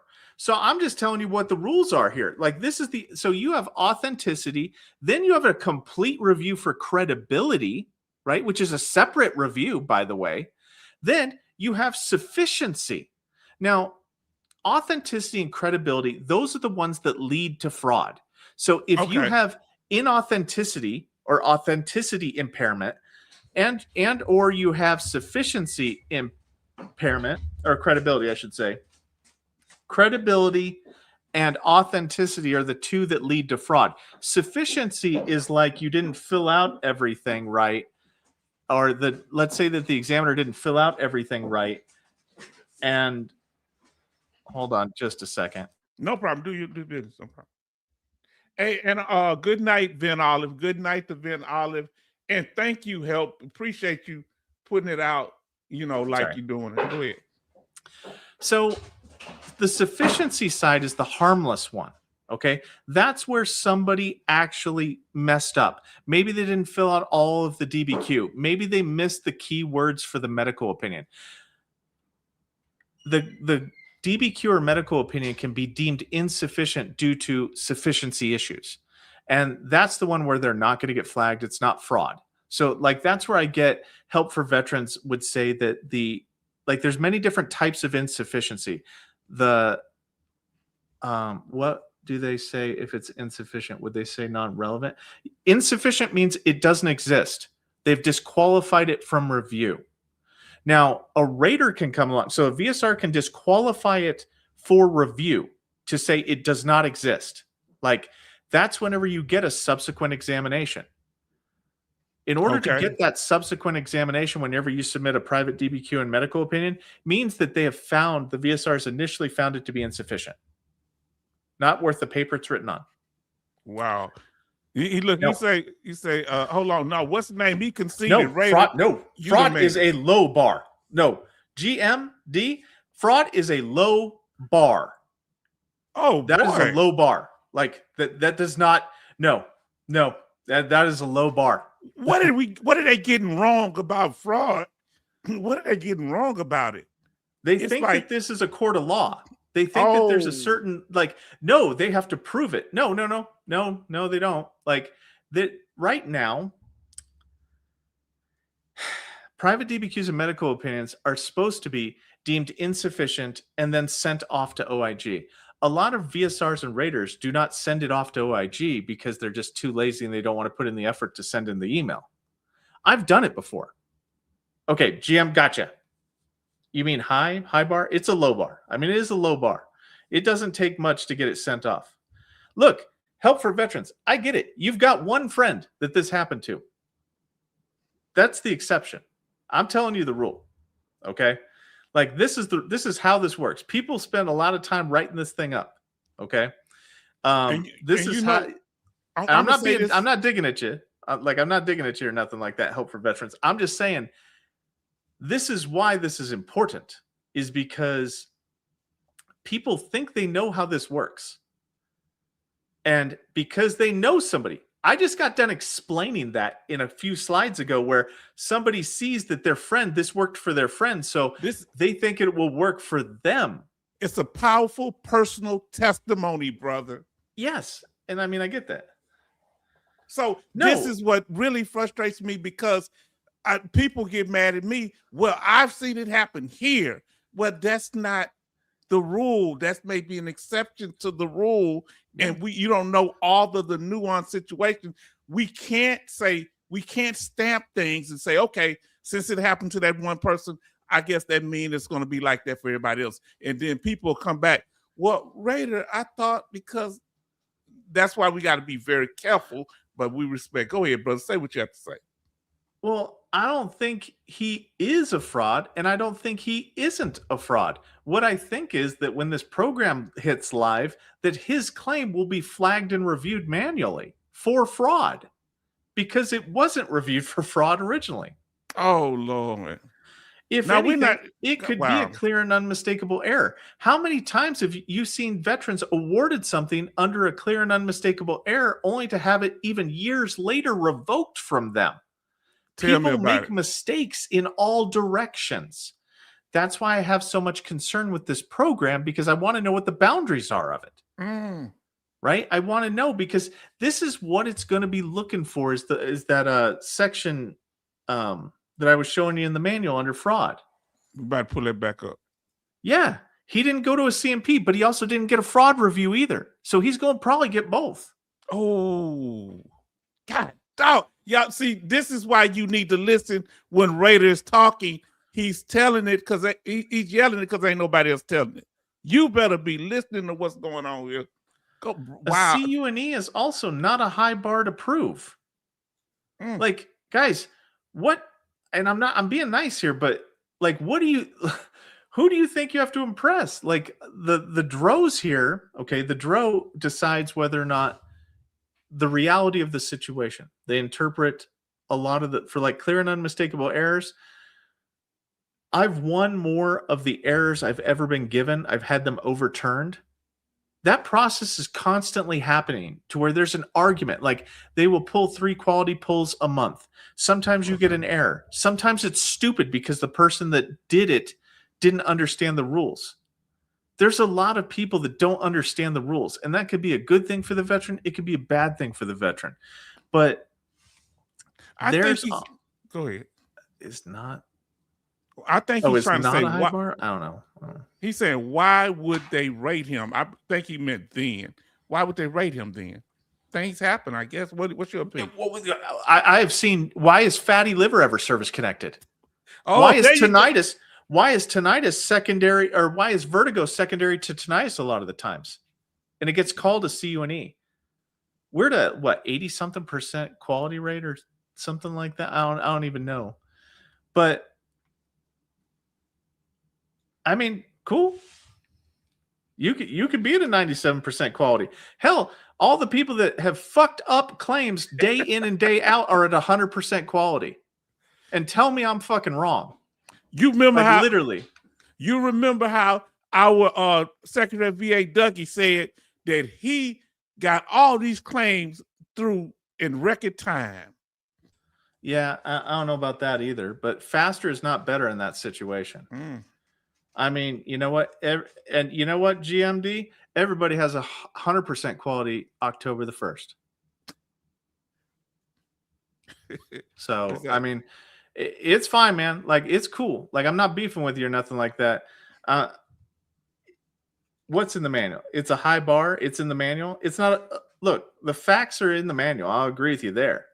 A CUNE is either true or not. There's no bar for it.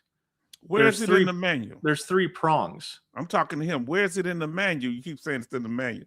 He did give some numbers earlier, but he did give some 3 something. He said, but yeah, there's 3 prongs to a clear and unmistakable error, but that's on the veteran side of it. On the actual like, whenever you're reviewing for like a DBQ sufficiency, like there's so many regulations. There's also regulations about how they have to put in a note in VBMS. There's all these. Not a CUNE for fraud. Yeah, there's an omission of fraud. There's a due process for it. Like, yeah, there is, but that's nothing that happens on the VSR side of it or the Raider side of it. Like they have to send it to OIG. The point that I'm saying is maybe 1/10 of all of the conditions or all the instances, and I'm being generous with 1/10 of the time, maybe 1/10 of the conditions that these are, why do I keep saying conditions? Claims that this program will root out. Only about 1/10 of those have ever went for an actual OIG review. And they should. They should have, but they didn't because it was a quality and production type issue. People didn't want to waste the time looking it up, explaining why in an email to OIG, why it actually met the criteria for being fraud. People just disqualified it, got a new exam, and moved on. Wow. Now, brother, with with this situation, do you think this is the worst thing that could happen when they're asking for people's login information? Do you think this is one of the most egregious things?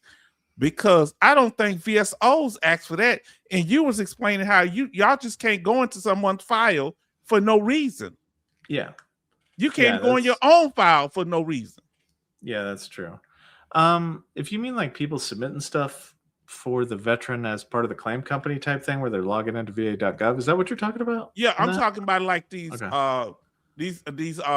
for-profit companies checking to see if you got your award yet, because you might not tell them, so they got you. Yeah, that's just illegal as hell. Like that is not, no. Like if you shouldn't give out your stuff to anybody. Like you shouldn't give your stuff out to anybody. But I was gonna say one thing on that.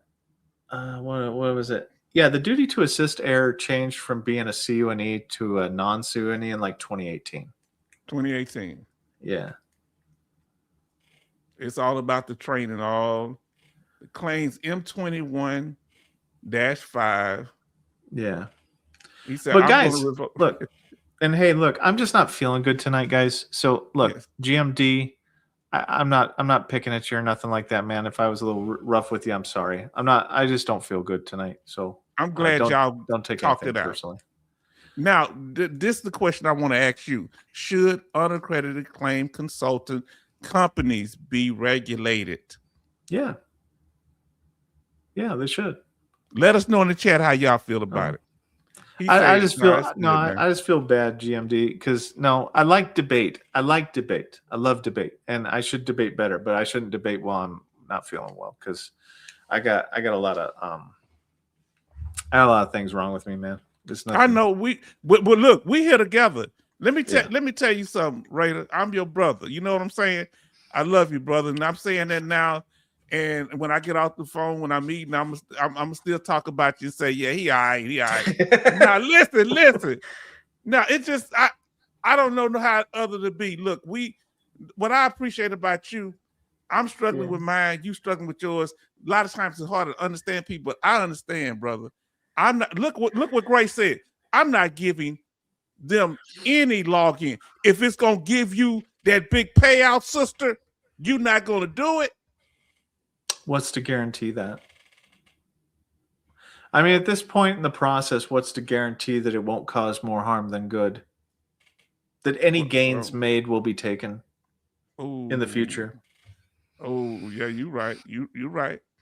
No, I don't know. I should probably go here in a minute because I'm fading fast. Yeah, we want you whenever you get ready, brother, you can roll out. But what I want to say, bro, thank you so much.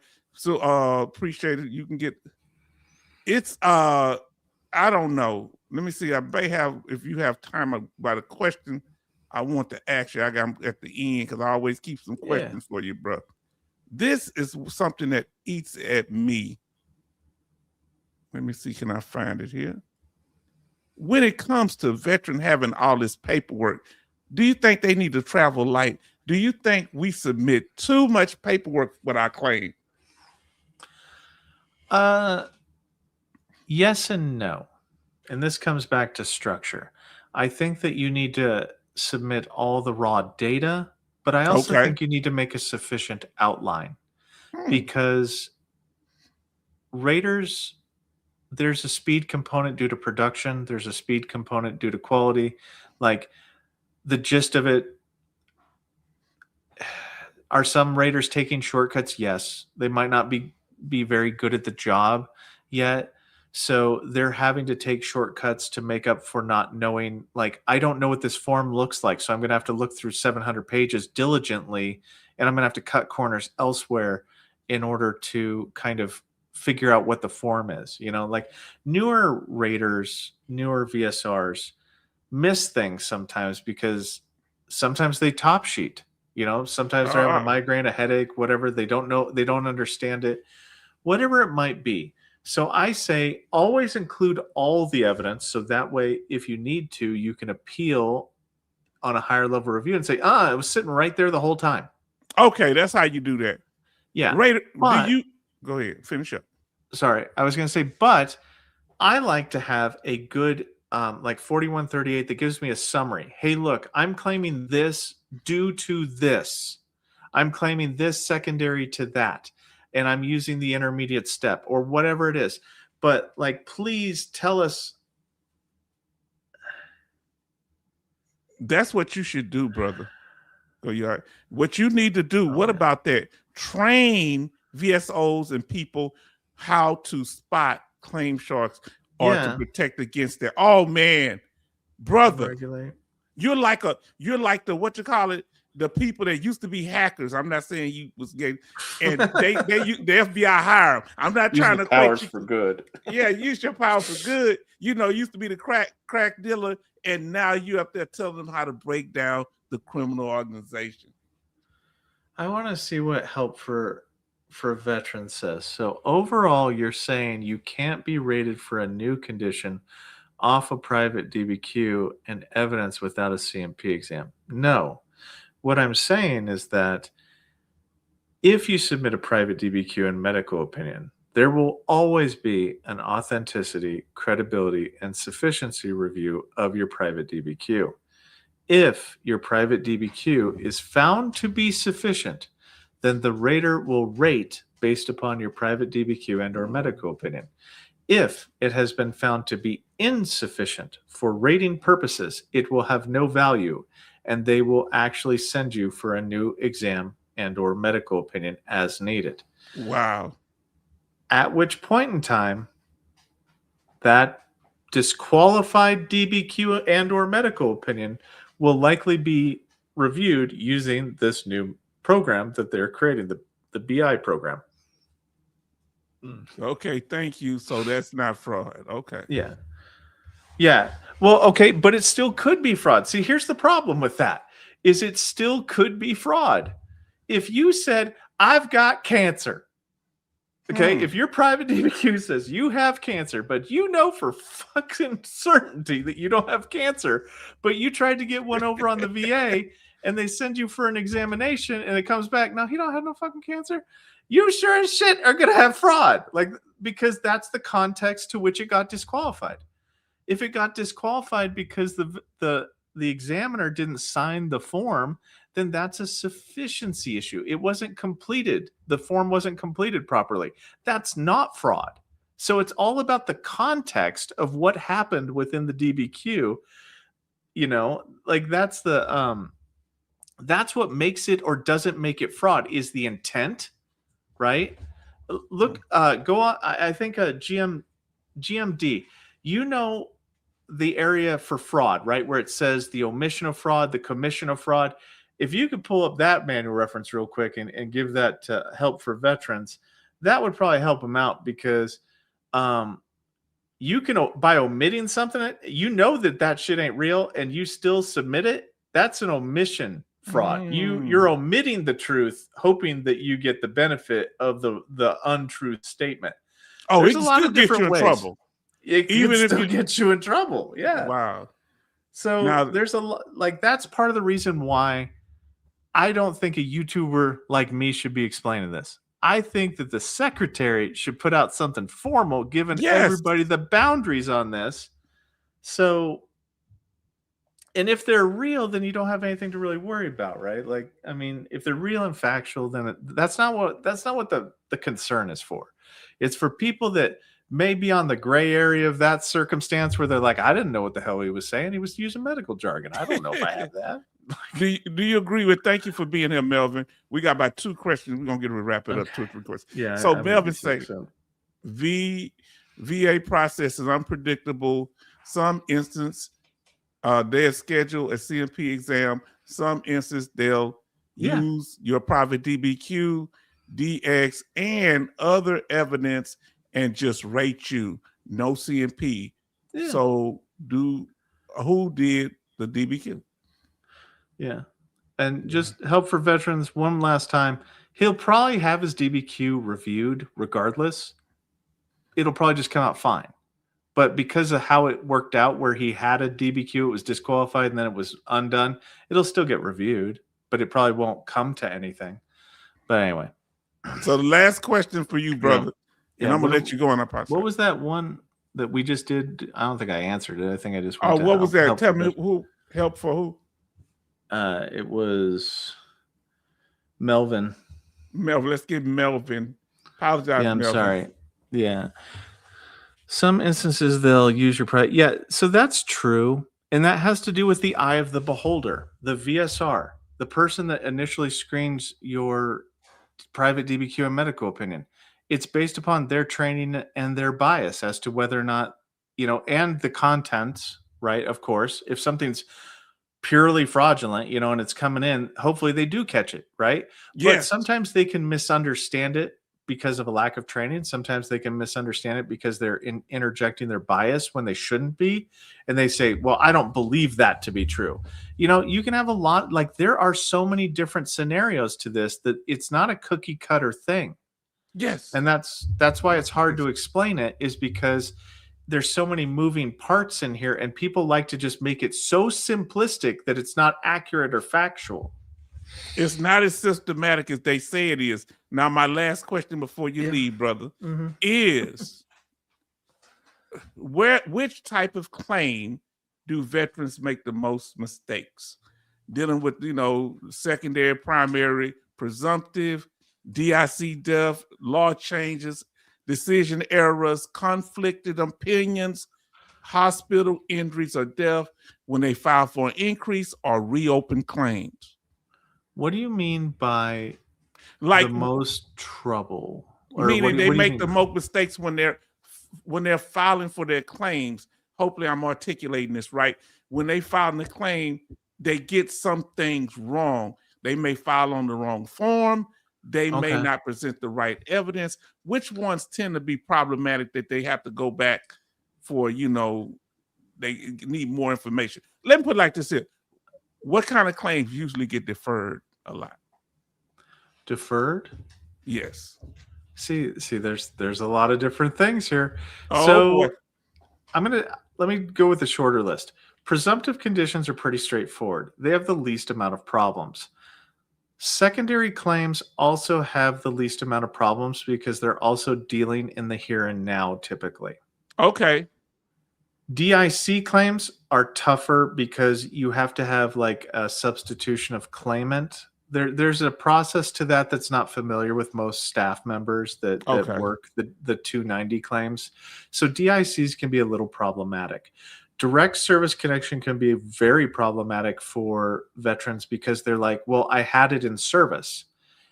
They for like element 3, the medical nexus for direct service connection and the span of time in which from which the veteran served until when they got diagnosed, that understanding of that space of time creating a problem for your claim is something that a lot of veterans do not understand. They don't You're understand the right. importance of it. They're like, what? It happened in there. And it's like, yeah, but 30 years happened. You could have fallen down all the stairs and you could have broken your knee that way. Like, I don't know what Yes. happened to you, but it's easier to explain it that something else happened to you. Yes, because of the long time period, especially without treatment, right? Yeah, especially without treatment, because then it looks like two separate incidents. Yes, you hurt your knee in service, but you also hurt your knee recently. So we're not going to pay for that because those look like two separate events. Decision errors are challenging. Those ones cause the most problem because they're the most devastating oftentimes. Now, sometimes they can be favorable to the veteran, but oftentimes the premise is somebody had to screw up in order for that to happen. So Ooh. it's never a good thing. So the decision errors are bad. Conflicting opinions are also challenging because the veterans misunderstand what the tie goes to the veteran means. Okay. Sometimes if we get a new medical opinion and the new medical opinion says no based upon the facts, then we have to go with that. There is no Okay. equipoise in that situation because we went if the only one can be true. Like both opinions cannot be true. He died in 2017, but he also died in 2021. Both cannot be true Right. at the Okay. same time. Hospital injury or death are nearly impossible, in my opinion, and this is just my opinion, to prove. Like Oh injury Lord. in service, because a lot of the time people misunderstand what that means. They're like, hey, look, I had a surgery and my surgery caused me to have this pain. Like they had like let's say a um, vasectomy. And they're Yeah. like, well, I have this chronic pain now. And we will not give a disability for a common side effect. It has to be something that's unusual and due to a tort of some kind, like medical malpractice. Think about This that. is what I was thinking about medical malpractice. Why is it the case that if Yeah. this happens, brother, and tell me if I'm wrong, that before you can file something like that, you got to talk with the medical staff first or do some Well, type of talk before you can file a claim? no, like you have to say that it's an 1151 claim. So that's Okay. an 1151 claim. And what happens is they'll do a 7131 where they actually go and get all the hospital records. It's a very challenging claim at times. Supplemental claims are hard because veterans don't understand what new and relevant evidence actually means because they have a burden of proof upon a supplemental claim to supply a certain amount of evidence or else the claim will not be opened. So that oftentimes is a barrier for a lot of veterans because they don't understand why was I denied because they got a short form narrative that didn't explain it to them. So they don't know what technically evidence they need. But well, brother, thank you. One day we got to go over The that Board of increases. Veteran Appeals. Thank you. I don't look, I'll be honest with you. I don't know anything about the Board of Veterans Appeals because they're a completely separate entity that behaves in a way that is not the same. They don't value the Oh, same information. Like they don't use the M21. VSR's what? Raiders authorizer. No, they use the 38 CFR. They're a legal process. That's a judge using statutes and 38 CFRs. That's But crazy. the I don't know. I think can pain be rated separately by itself? Yes. it has to be Standalone? associated with something. Okay. So you can have instances where you have chronic knee pain and you can get it service connected under like 52, 57 type situation. But they're right. Where chronic pain is not it is a symptom of something, but you can get a mandatory 10% for it. So on a joint at least. Hmm. But like pain itself, it has to be associated with something. Like neck pain, lower Yeah, neck back pain or pain, something. Yeah, like a you can have scar. that. Yeah. And Thank you. Go ahead. but the like chronic pain, like a lot of people claim chronic pain, and it's really weird because chronic pain is not a disability. But it's chronic. It is, but you need to have some kind of look. You've got to give us a location. So you could have chronic pain, Oh, chronic bilateral knee pain. I've actually seen it on the even I have that in my VA treatment records. I've got chronic knee pain, as a diagnosis, and I'm like, okay, sure. I think it's got like an ICD-10 code or something, but for it. but Raider, I ain't trying to ask you the whole bunch of questions, but so couldn't pain be related to PTSD or not? Pain? Yeah. So could you have pain related to your mental health disorders or not? Could they cause migraine? Psychosomatic? Like psychosomatic pain, yeah. You Talking could. about like TBI or something? You'd need you need it diagnosed. No, I mean like you could have psychosomatic pain where the mental condition causes you to have physical pain. You could have that. Mm. That is a thing.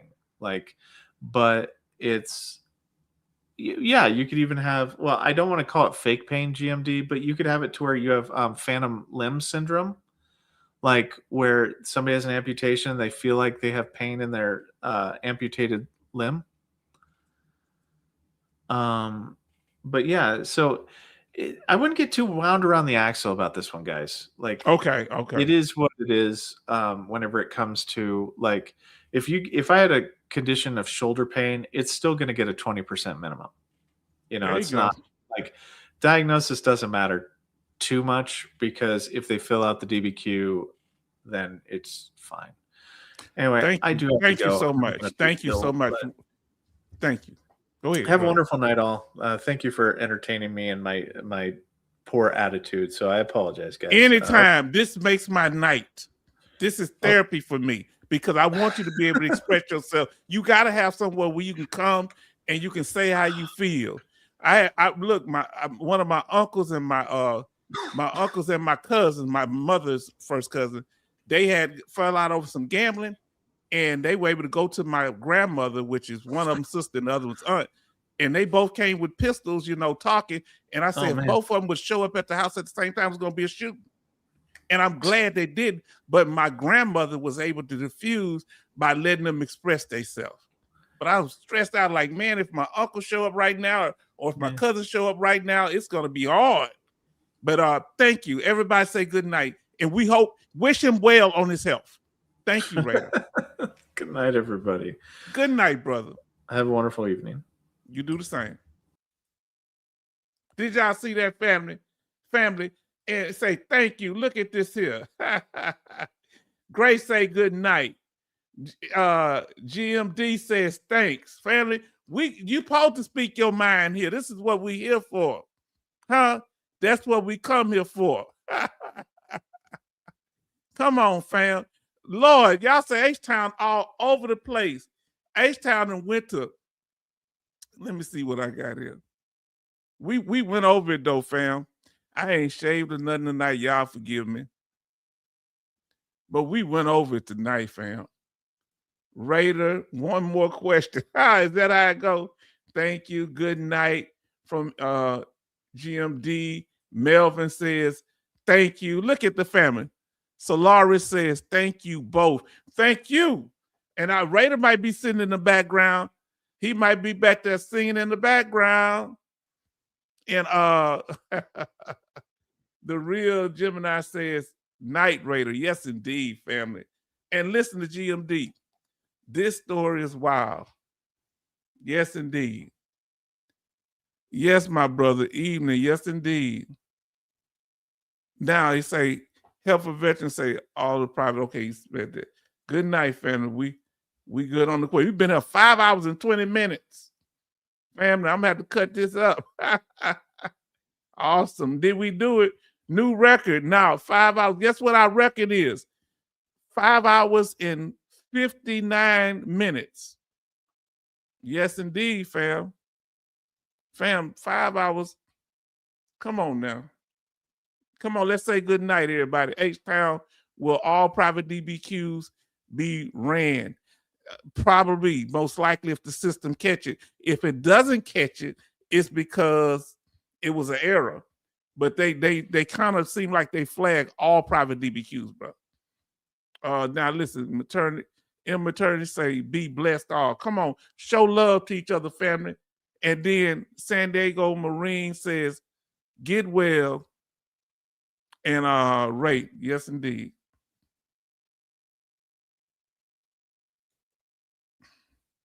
Benny say, good night, Raider. Now OT say,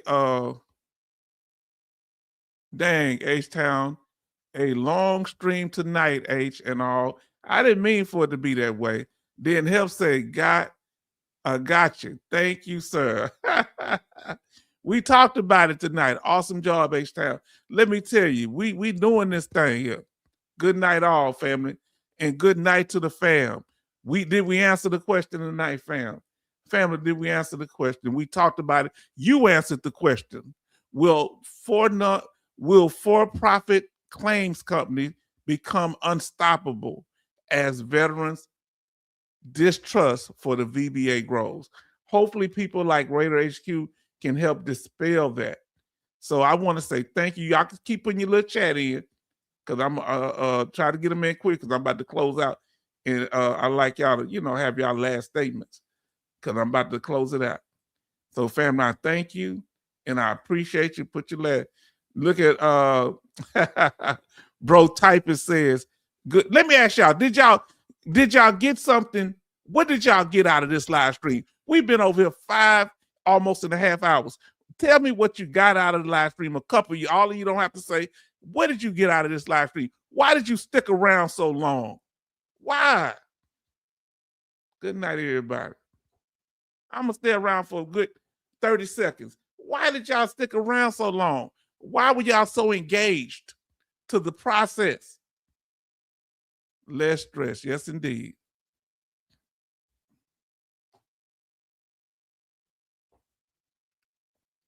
Community, we all family. Yes, indeed.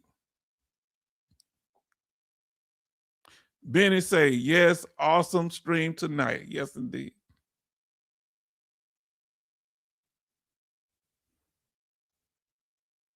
Yes, indeed. Yes, indeed. Family, y'all did that thing. Thank you. And we're going to see y'all on the next one. We appreciate y'all, fam, for being there with us. And we appreciate the support. Camaraderie. I heard that. Tell us what you're saying. Say it with your chest. Let's do this thing. Put the music in on the way out. Let us know. And family, thank you. We appreciate you. And we want you to have a good night. Until next time, family. Hopefully we'll see you on Thursday. Good night.